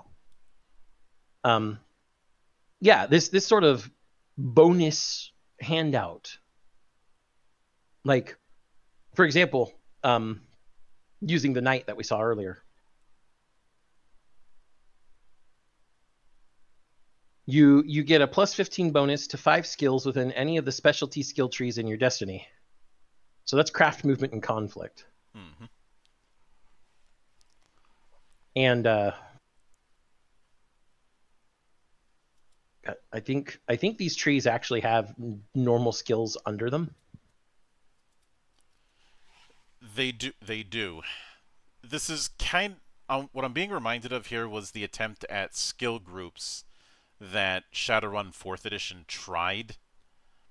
I say tried because they also put in a bunch of asterisks on the skill on them Mm-hmm. in terms of caps and the like, and Well, I could see what they were trying to do. It just didn't work. Well, what I'm looking at here, it looks like every skill tree either has 4 or 5 skills. Mm-hmm. 4 or 5. Because I'm looking at, say, no, I think the only one that has 5 is or has more than 4 is conflict. Conflict has 7. But perception has 4. Shadowy has 4. Movement has 4. Literacy has 4. Infernal survival has 4. Crafts has 4. Arcane arts has, looks like 4. And affinity has 3. So any of the skill trees besides combat, if it's one of your specialty skill trees, you're putting a 15 on each of them, straight up. Because it says,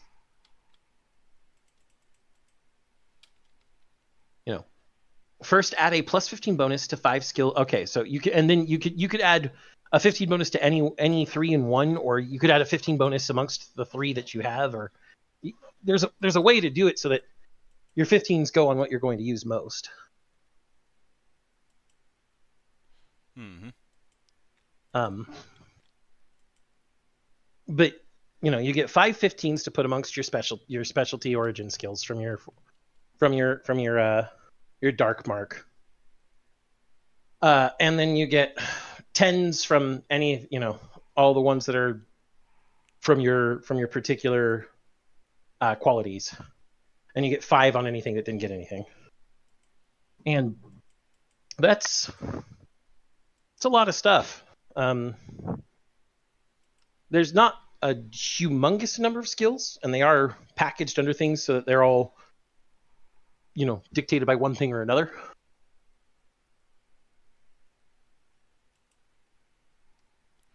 But it is going to lead to some, probably a little bit of analysis paralysis, if I had to be honest, for someone who doesn't quite know what they want to do.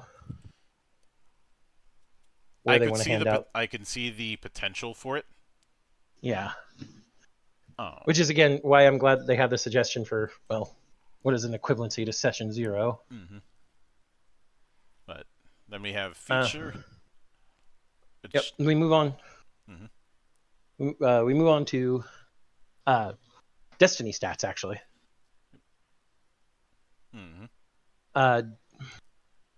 Destiny stats. Each Destiny gets additional buffs to 2 stat bonuses or thresholds and 1 bonus to a skill. Jot down these increments to the respective fields on your character. Yep. There's also a bunch of example Destinies, which is pretty cool. Mm-hmm. Then we get to feature. Give me a second. Got something on my throat.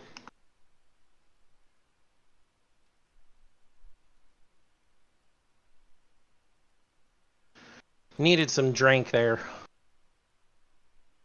Each Destiny offers one feature that is unique to it. Fill one of your feature fields with its name and a short description. And then it cuts off. Many Destinies give you the ability to blank. Okay. And it looks like the feature comes from the Dark Mark, maybe. Because it says that it uses the feature history of violence as an example on the right-hand side Mm-hmm. from the knight. Then we have inner demon. As does every soul, you have an inner demon, which represents your deepest, wildest cravings. Roll a die as indicated by your destiny to determine it. Fit the inner demon field in your fill the inner demon field in your character sheet with its type, sin, and blessing as indicated below, with its power as indicated by your destiny, and with the name you come up with for it. Mm-hmm. So you name your inner demon as well. 7 types of demons for the 7 deadly sins. In order: goat as lust, pig as hunger, fox as greed, donkey as sloth, wolf as wrath, dog as envy, and peacock as pride.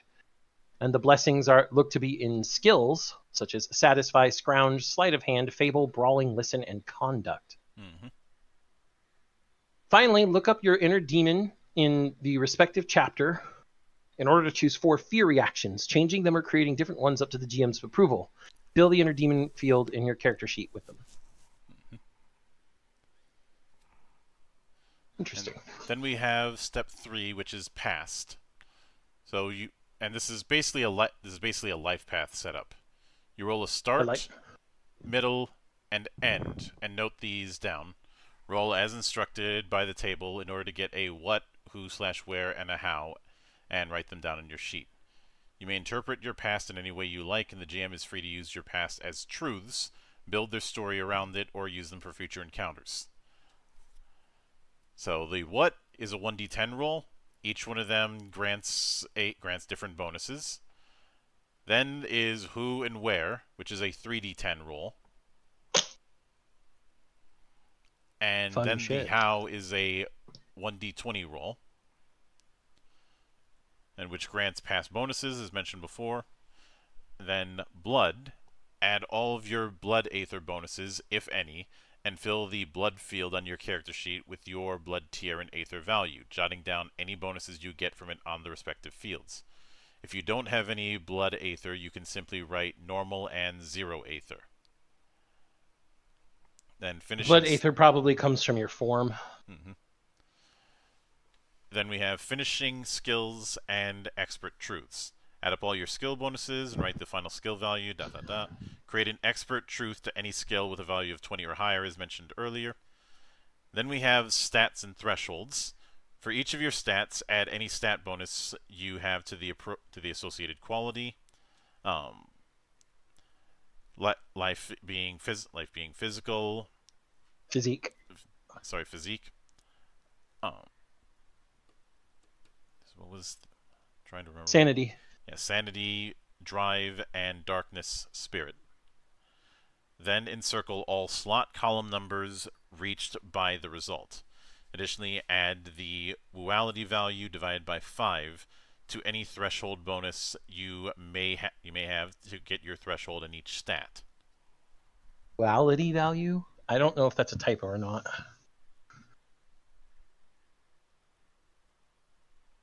Oh. That doesn't seem like a word. Mm-hmm. Gonna be honest.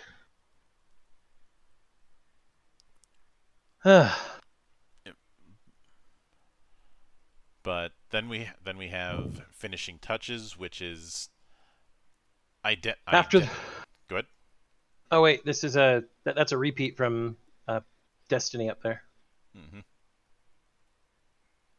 Mm-hmm.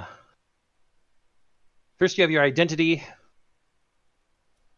Often some kind of title, maybe mundane or complex. Your character identity is also where the XP and level indicators are at. Mm-hmm. Then you get to your truths, and you are free to create one truth for your character. This truth works like any other truth, but it is always connected to you. Contemplate your past, everything you've added to your character so far, and try to come up with something defining about your character or something they have done on their own. Fill the first truth field in your character sheet with this truth. And we have quirks, which are brief descriptions of small things about your character that further explore its behavior, such as a mannerism, habitual gestures or ways of speaking and acting, a desire, impulses that influence your action and steer your path, a pain point, triggers that cause emotional pain, and a fear, something you are really afraid of and will actually take a toll on sanity if you must confront it. Then we have the name. Names are important in Fracture. They are part of the soul that binds to the spirit and the divine. Do a little research and choose a name that suits your character, be it of demonic or angelic nature, or even a normal human name if you happen to be an undying. And finally, write it on your character sheet, which is now ready to begin. Choose gear and start its journey.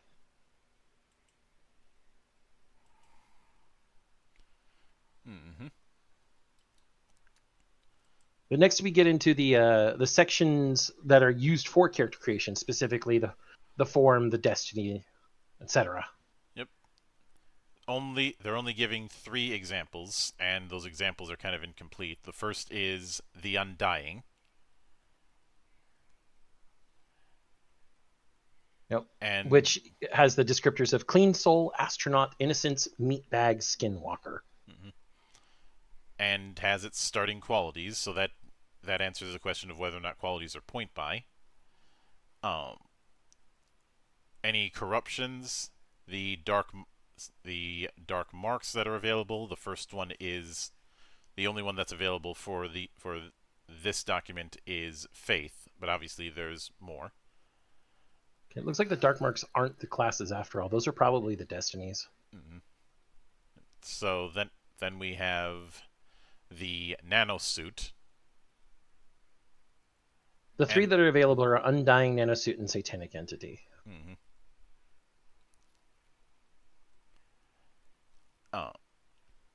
Yep. And each of them has their starting package.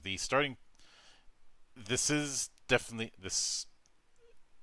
I'm glad that it's not doing full point by with most of the aspects. The only one that really had that was, to a certain extent, skills. Mm-hmm. But then we have the blessings, or not blessings, the destinies. And yeah, this is where we get it. And I think the rank 2 that I saw earlier, that was just the number of the destiny in the list. Yep. I do like that they're set up in this little postcard-like design. It would make it easy to print out and use as a reference. I like the 3 that we have access to are the Jaeger, the Knight, and the Necronaut. Mm-hmm. These are pretty cool. The Necronaut's feature is never insane, always crazy.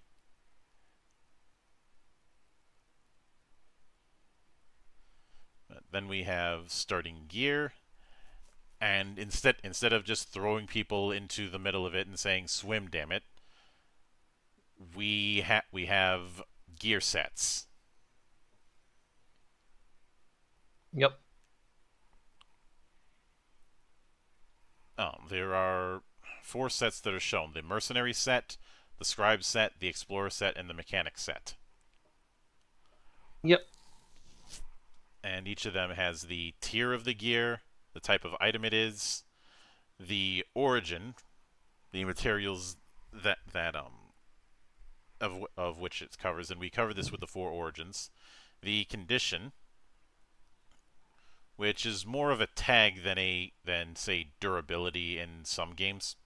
Thank God. Mm-hmm. I've mentioned before, I'm not a big fan of equipment durability.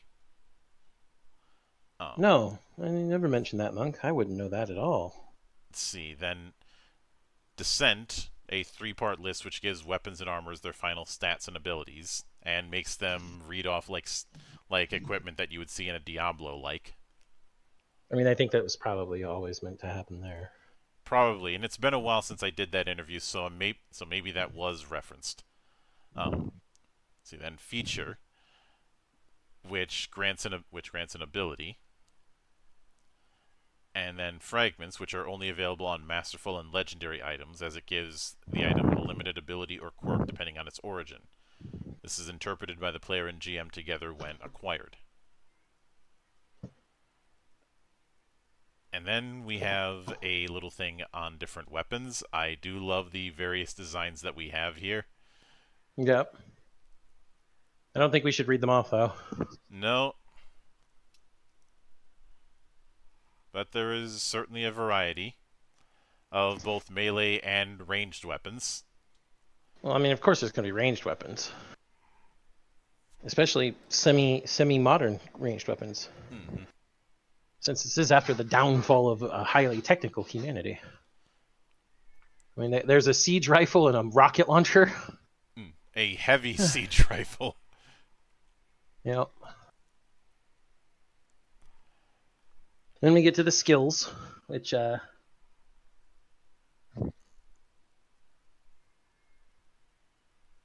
do like that they maintain that there is no wrong or right when choosing what skill to roll. and they have examples of replacements, such as movement replacements for running. If you're running quietly, you roll stealth instead. Or up the back of a monster, Pantheon. Through a pitch black forest with listen or sixth sense. Without attracting attention, disguise, or psychology. There's a lot of stuff here. As I stated earlier, the skills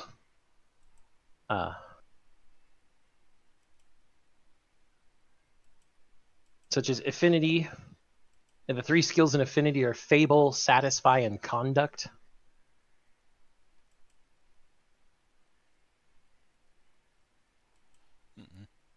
And these are kind of what they sound like on the tin for the most part. Yep. I do like that there's story point example uses for each of the skills. Yes. As well as examples of truths for several of them. Once again, giving proper guidance. Yep. We always like to see it. Mm-hmm. And like I said, the one skill tree with the most skills is conflict, because it has brawling, melee finesse, melee slashing, melee crushing, ranged automatic, and ranged heavy. So for one for each class of weapons and one for unarmed. Mm-hmm. But each of them gets some attention, and obviously the full book will have more of it. But then we have corruptions, which we kind of hinted at, but it is just. But the first thing I want to go into is corruption levels. You can mostly see upon a soul how heavy they are corrupted and how clean and pure they look. Clean souls look like ordinary earth-like creatures with no other bodily traits, while more adventurous souls often display a multitude of bodily deformations and often both look, sound, and move differently than a normal human. Unless you have any abilities that allow you to carry more corruption, you can only carry 10 corruptions. The 10th corruption is called the last verse and is the last life of a soul or death singer. If she gets an 11th corruption, she turns into a creature of unlight, but with all the memories and gear of the character. The GM will be using that character to wreak havoc among the party in the future, but for the soul, it's over. Kind of like the karma system in Tenra. Mm-hmm. See, then we have a corruption table that has a bunch of effects, and the thing is, the appearance that I see out of this is that a lot of them do give some degree of bonus, but you can't take more than 10. Well, and on top of that, your corruption is not just going to give you a bonus, it's a physical marker of how far you along to being completely of unlight you are. The more corruption you have, it physically changes you. So the more demonic you begin to look.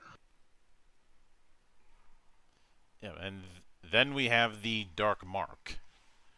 Oh, well, before that, there is a small sidebar here about corruption in Genesis machines. Playing a synthetic form as a Genesis machine and rolling synthetic corruptions, synthetic parts, steel parts, mechanical, can feel underwhelming and set a barrier for further inspiration during character evolution. There's no particular rule or hindrance in rolling synthetic corruptions on a synthetic character. You may, however, want to alter the result into something more extreme. Maybe the mechanical parts in torso is a grinder always churning and acting as a second mouth. Steel parts in head may be a set of scythes or an instrument used as a binocular or a certain type of gear. If you feel hindered by your result and feel you can't integrate it into your character, feel free to keep the bonus and roll again for the appearance of the corruption. This is true for any corruption that you feel don't fit your character or that clash with other corruptions you may have. Mm-hmm. So that's important, I feel. Let's see, getting back to dark marks. In the maelstrom, the endless vast space, breathing, waiting for flesh to plummet. You carefully watch from afar, and it's only when it's too late you realize you are falling, completely in violence of the void.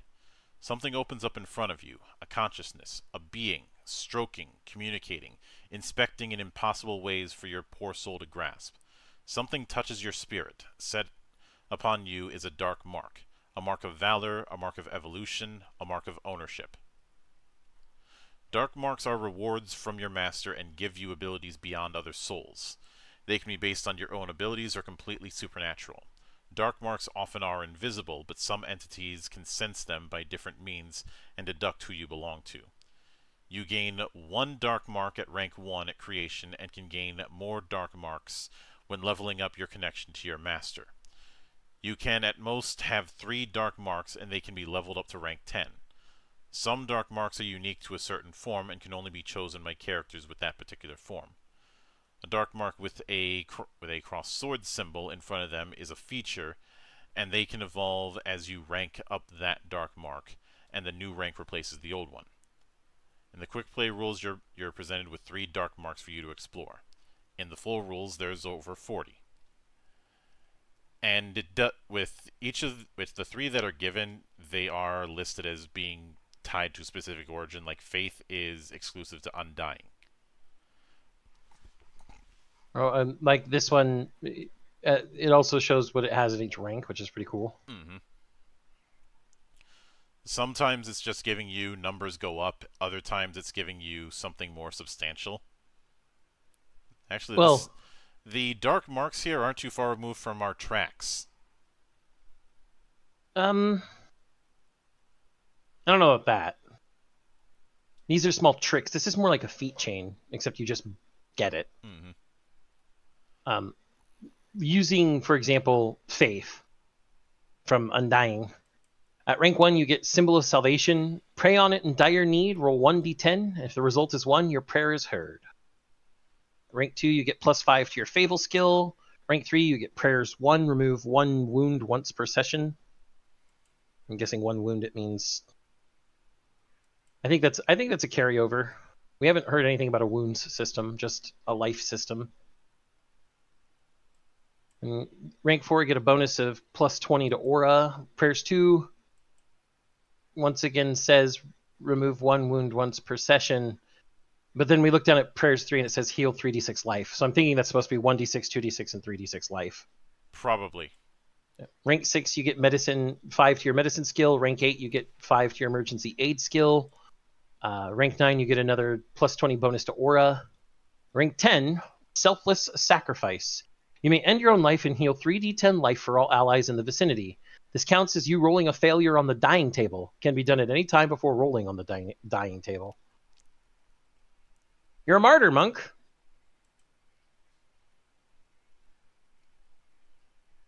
Yep. See, and then we have a few examples of inner demons. Here we present 3 of the 7 inner demons, somewhat simplified. In the full game, you and your demon will form a relationship and evolve together every time you go nuts. Choose typo, that you find interesting. You can create your own inner demons based on and use in game so long as the GM approves their functionality. And each of the demons show, what they do between what their kink is, which I'm assuming is a skill they want you to perform while you're going insane. Mm-hmm. What their fear reactions are, like what happens when you start reacting to fear. What the truths are, what their awakening is like. That's why the kink for the lust demon is satisfy, because it's to satisfy your lust. Mm-hmm. Makes sense. Yep. Then we have a few examples of masters. One from each of the pantheons that has been mentioned. Yep. Dionysus, Thoth, and Freya. Although I will note in the background of the entry for Freya, they have a very nice image of Yggdrasil. Yep. I will note though that some of the things on that world tree are not actually realms. They're places within realms, such as Valhalla. Valhalla is not a realm in and of itself. It is just the mead hall in Asgard. They also don't have. I don't see it. Yeah, they don't have Helheim on this picture, and they don't have. Nope, Helheim's there. It's just behind that transparent Okay, I see bar. it. The I see it now. I kind The of one want that to they're the one see if the I one. can extract that and make it in its own image. However, okay, fine. What I do see missing is Svartalfheim. Yeah, I don't see it. Or as it's properly called. Should I give the proper name for Svartalfheim? Yeah. Nidavellir? Mm-mm. I believe it was Nidavellir. I might be wrong though. I could be wrong. Mm-mm. But no, Nidavellir. Excuse me. It was an E instead of an ah sound, but I was still close. Mm-hmm. Although, no, that could be Nidavellir. Excuse me. Svartalfheim was one name for Nidavellir. The other one was Myrkheim. So Myrkheim's on there. Vergelmir, Mimisbrunner, the lake at the bottom of Yggdrasil. This is a very nice Yggdrasil. I like this Yggdrasil. We should actually ask them if this is something they made themselves or got from someplace else. Mm-hmm. Let's see, then Decay, which is basically how it ends up, how life, sanity, and aura end up working. Wait a minute. Hold on a second. But what? Why are they given hexes when they're also given numeric values? What? Give me one moment.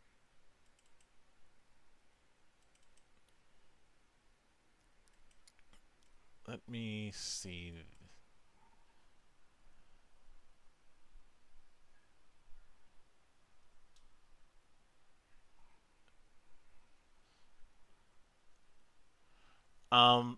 That is an artifact. The hexes? Yeah. Because in the care sheet that sheet that I have, it's just a number. Okay, so then this entire section means nothing.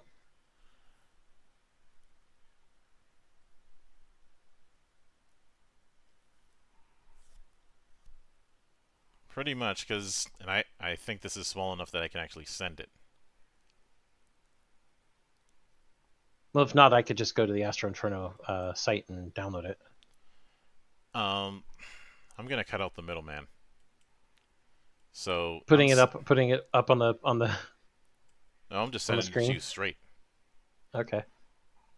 Okay.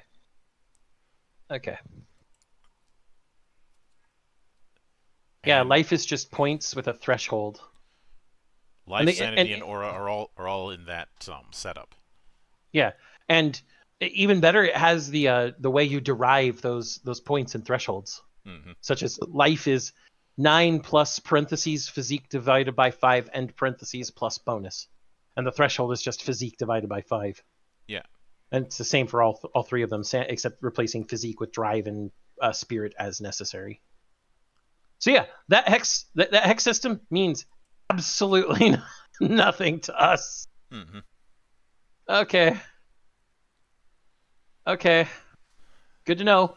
However, the mechanics here may still be necessary to read out. Yeah. And obviously, life represents health. If you lose more life than your threshold in one go, you will suffer a negative aspect, just as if you fail a check. If you lose all of it, you'll probably die, but your friends can try to save you.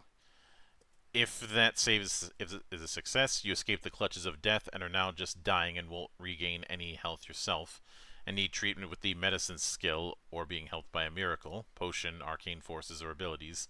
If you fail to get treatment within a short while, depending on your wound truths, you will die anyway, and this time there is no saving you. Okay, so wounds can be truths. Mm-hmm. And then the death says, wasn't this game about dying over and over? Most of that material is not beta material, but they give a short version here. When you die in the beta, your clothes, gear, and corpse are left where you die. You lose 1d6 darkness. Your wounds truths turn to scars, just as if you have healed. You awaken naked a couple of moments later, with half your life checked. The location you awaken in is decided by the GM. You are temporarily influenced by an aspect based on your master, decided by the GM. Basically, you come back to death with half your life and 1d6 aura damage. Interesting. Mm-hmm.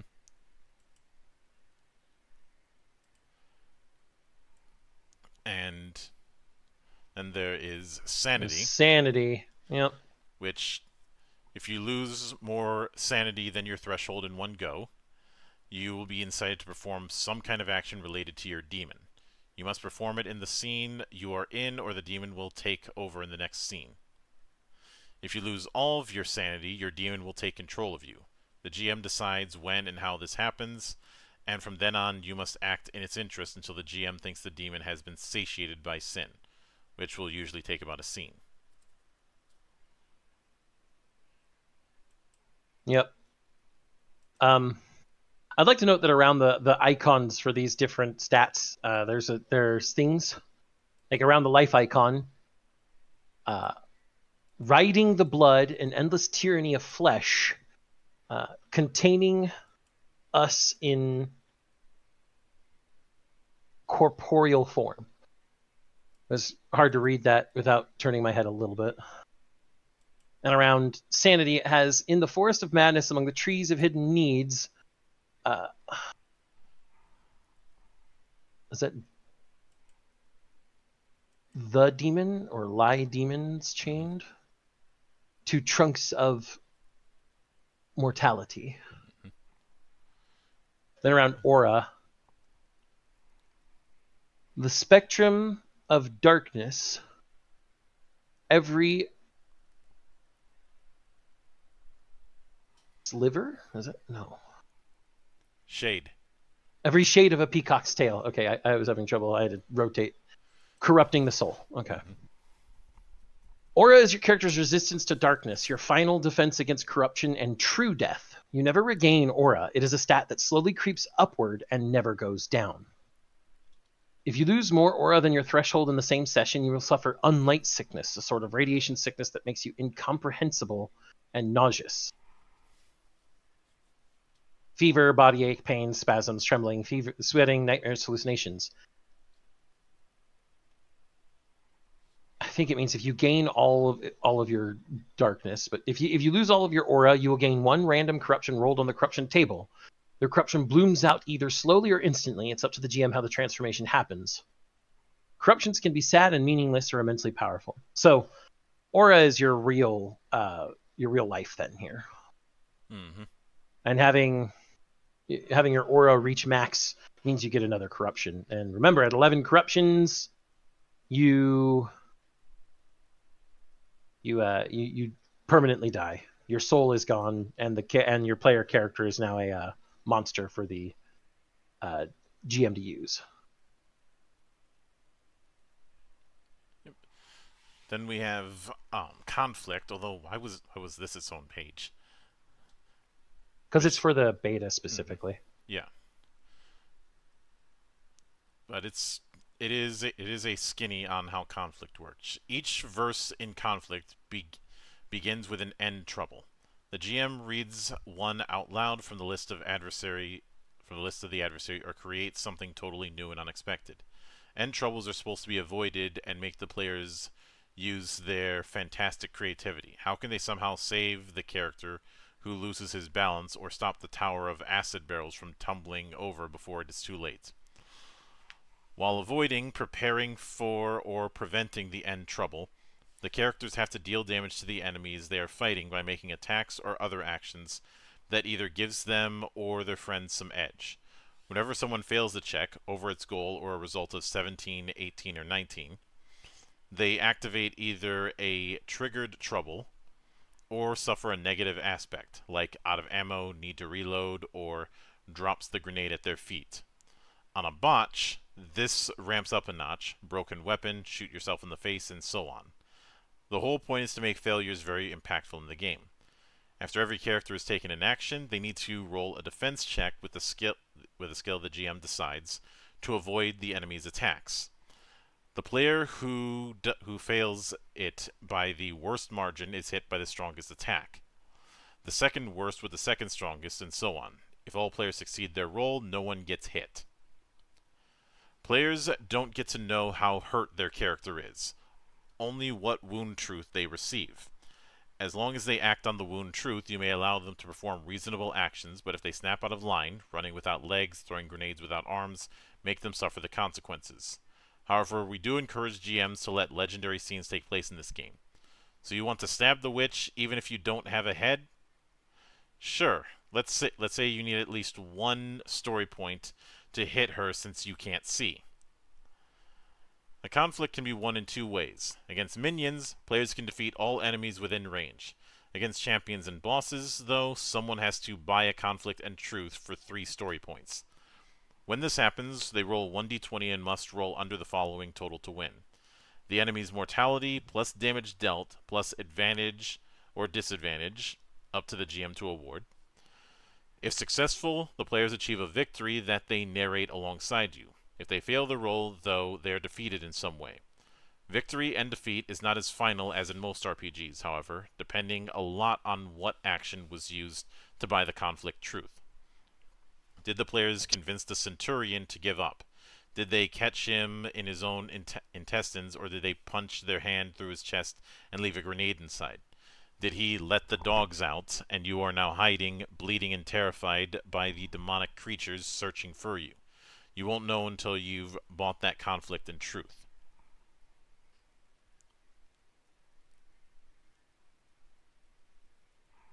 A conflict and truth seems interesting, but I'm not sure it should be allowed to fail if you've been doing well.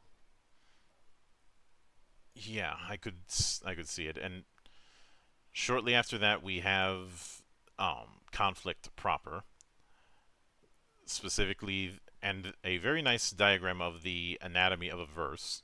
And trouble is declared, situation is determined, player activation for each character, either resolve the action or trigger a trouble. Then enemy activation, then end trouble is resolved.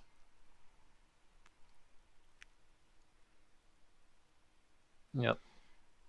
So you don't have to worry about initiative when it comes to this. It's everybody acts on one end, then everybody else acts. Yep. Then we have a set of conflict actions such as analyze, attack, flee, prepare, reload for, weapons that have to be reloaded. Mm-hmm. We also have a nice diagram of the anatomy of weapons. And a section about enemy activations. Mm-hmm. And damage. Yep, and the damage tiers go all the way up to 10. I like Disintegrate 10 being blood mist, rupture, micro fragments of body parts, and a source of Disintegrate 10 damage is voice of a god.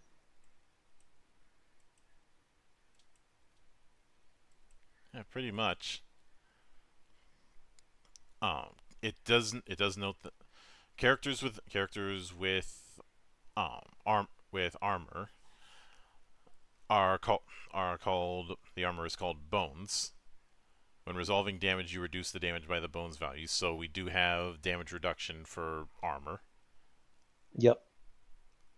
Soak. Mm-hmm.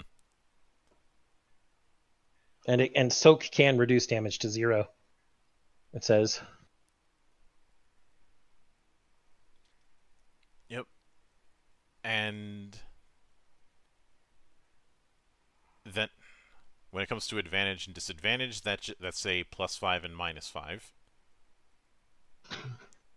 Which is nice. It's Mm-hmm. good to know that that's there.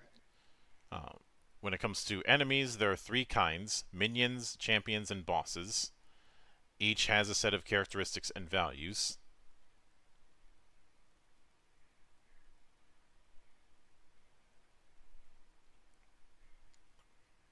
Yep.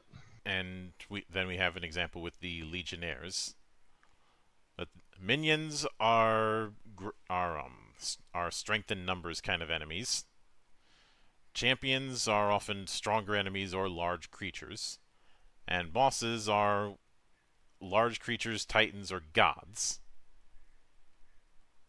And they tend to have a mortality value of 0 or less, which means you have to find a weak point. Mm-hmm. Then it gives 4 examples: the Pig Fiend, Legionnaires, Arachnite, and an Exodus Toad.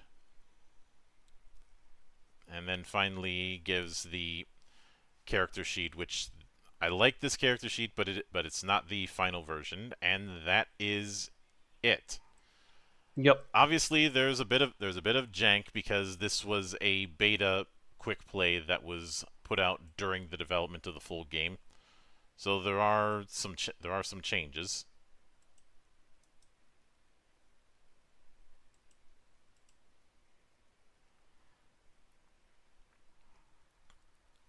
But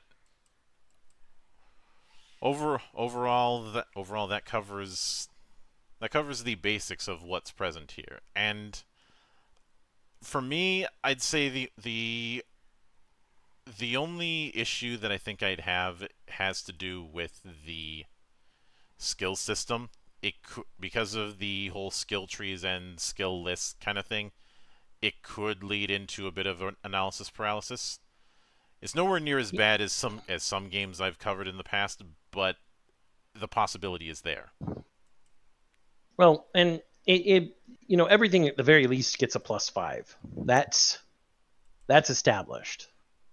The real issue is that I think the real issue is probably that no matter what's going to happen, you're going to have some pigeonholing.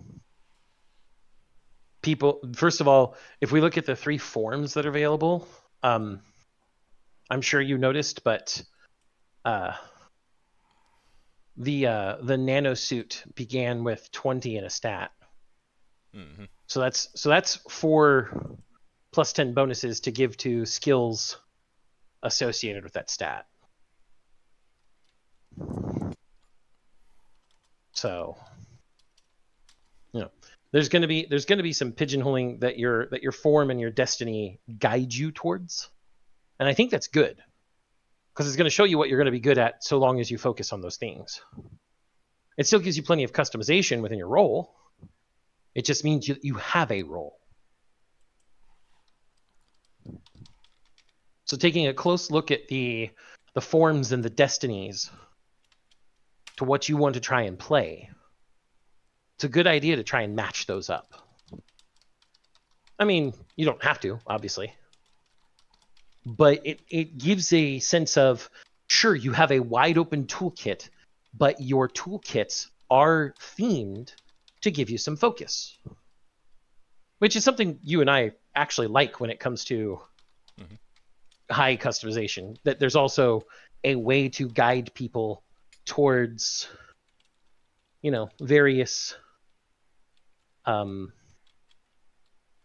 more effective outcomes, I guess is the best way to put it. More effective packaging. You don't have to, but if you're having trouble with analysis paralysis, you have that guidance built in. Mm-hmm. I guess is the best way to put it. Yep. So I think they probably thought about analysis paralysis and realized there would be some, and that's why everything is a little bit themed as well. Pretty much. Now, I do think that who I'm recommending this to is going to depend once again on their background. If you are somebody who leans into that heavy amount of tactical play, I would not recommend Astro Inferno to you. It's not suited for it. No. They even say so themselves. No, this is on the middle ground between that sort of tactical and full-on narrativist. I would consider Astro Inferno to be a crunch medium game. There's definitely a narrative-heavy aspect, but there is still choice when it comes to your action. Mm-hmm. As far as where I'd put it on the crunch scale, it's slightly above, I'd say, Savage Worlds. Okay, so it's still while it's crunch medium, it's still more towards crunch light than it is heavy. Mm-hmm. Savage Worlds, I suppose another parallel would be Fragged. Yeah, Fragged is good stuff too. Mm-hmm. We have a one shot of that, if I remember correctly. A Frag, or was it a full season that we did Fragged? We didn't do a full season. It was a Unimpressions when I was given an advanced look at Fragged Empire 2nd Edition. I thought we did an actual Valley about Fragged. No. I did a review. Okay. And I just double checked. There's been the interviews I've done with Wade on it. There was the review I did in 2019. Yep. And then there was the Unimpressions I did in 2022. Yep. I know we've talked about Fragged before. We have. The book. And spoiler warning, I'm going to be talking with Wade again next month because he's releasing a digital toolkit called Fragged Nexus. Nice. He also, and while it's not going to happen for a while, there's also plans on doing a 2nd edition of Fragged Kingdom. We'd love to see it. Oh yeah. There's no shortage of variety when it comes to the Fraggedverse. I don't really like that. That didn't feel good. I don't either. But with that said, obviously tomorrow will be Cloister the Dice, but I'm also doing a couple interviews throughout the day, mostly because time zone issues. I will be talking with the developers of the Imago Cult tomorrow, as well as having a bit of a chat with Richard Kelly. Richard Kelly, for those who don't recall, was the guy behind Overwar, now making Deadbeats. Yep. Which, as I've mentioned before, the best way to describe it is it's described as horror brawling in a bedeviled 90s, but he's cited Devil May Cry as one of his inspirations for it, and also wants to do it in a card-based affair, which is hitting which is tickling all of my fancies. There will not be Geek Watch on Sunday, but I will be doing a stream with VTuber Theodore Locus talking about our respective experiences with Japanese tabletop.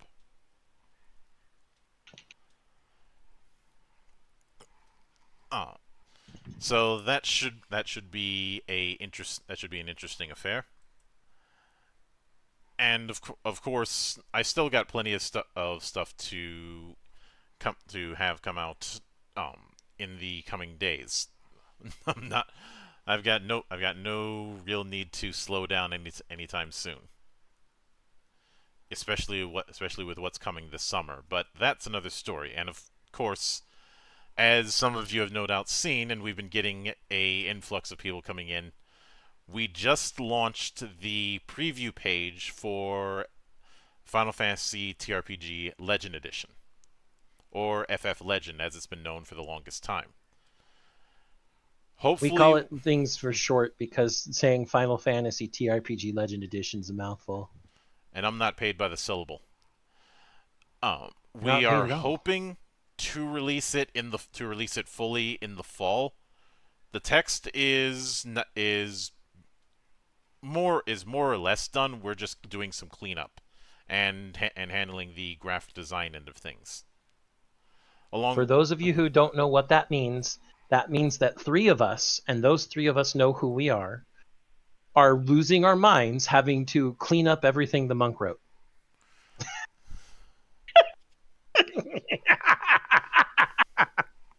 love you too.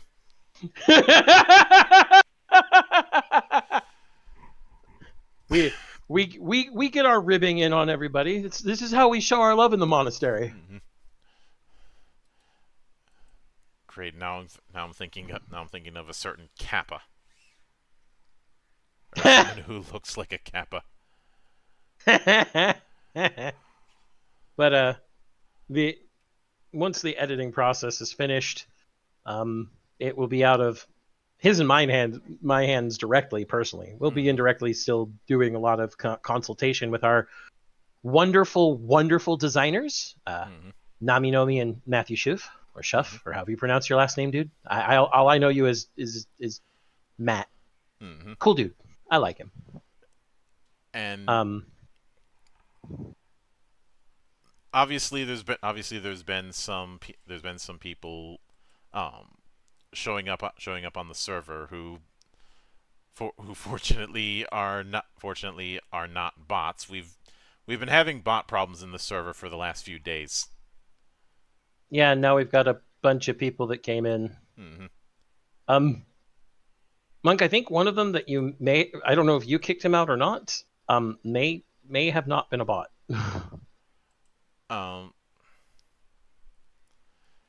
If who? Hold on. I'd rather not call him out on our live stream. It is possible that somebody may have gotten caught in the crossfire. That guy right there. I just DM'd the name to you. They came in, and now they're not in anymore. I don't know if they came in and left on their own, or if you booted them. I haven't booted anybody today, so came in and left on their own. Then okay, never mind. Nobody got booted. They just left on their own. Mm-hmm. Glad to confirm that. So, if that dude who left on his own left because he found out he wasn't interested anymore, okay, all on you, dude. I'm just happy to see like 10 plus people come in today. Mm-hmm. Now, in the coming days, I may make an attempt at doing a Q&A session within the Discord server, just answering people's questions because we've got a lot of newcomers. So, to those newcomers, I will say, hope you guys stick around. We have a lot of fun around here. If we make it a formal thing, I'll join you. Mm-hmm. Like, because we are both of us the spokesmen for this game, as we are both of us the people who designed it. Mm-hmm. 3.5 years, Monk, and it's finally coming to fruition. Mm-hmm. And I'm going to throw it. Do you know who I'm going to throw it at? Who? Because of a short that I saw on his YouTube channel the other day. He said, "Don't tell me you're gonna make something. Show me what you've made." Josh Strife Hayes, I'm coming to show you Final Fantasy TRPG Legend Edition on your Twitch stream. Do I remember the rhyme? I do. Saturdays at 7, Sundays at 4. Universal time. So that's GMT. But still, you smarmy middle-class British man, be prepared to see 3.5 years of work. I don't know if he even watches us, but one day he might. Yeah. But at the very, in a sea of people who've talked about perpetually developing something, uh, We didn't perpetually develop, we developed. The game itself mechanically is finished. mm-hmm. We're just doing the little odds and ends you need to make it presentable. The game is done. Now it just needs good presentation, and voila. Mm-hmm. I mean, we all learned the importance of presentation from Megamind. Do you know what the difference between you and me is? Presentation. But beyond that, once that is finished, I can lord that up when it comes to certain debates that we've gotten dragged into, or some individuals whose projects will be perpetually in development because they are distracted. Yes. I don't know what that was. You you're developing a pollen allergy or something? Yeah, I guess I'm allergic to bullshit. But like we said, that is what we've got coming down the pipe. Well, and obviously, for the new folks, while I'm not doing it this Sunday, on Sunday nights, obviously, I do the Geek Watch podcast, and keep an eye out on the channel, because there may be one more little surprise that I have in store. I really need to figure out a way to do some sort of schedule image that doesn't require me to open up Photoshop or GIMP. Especially Why did with they what's name coming. an imaging program after a BDSM position? I have no idea. But that is a story for another night. So until then, on behalf of the good brothers present and not present, my name is Mildra. I am your gaming monk. Stay fucking frosty, everybody.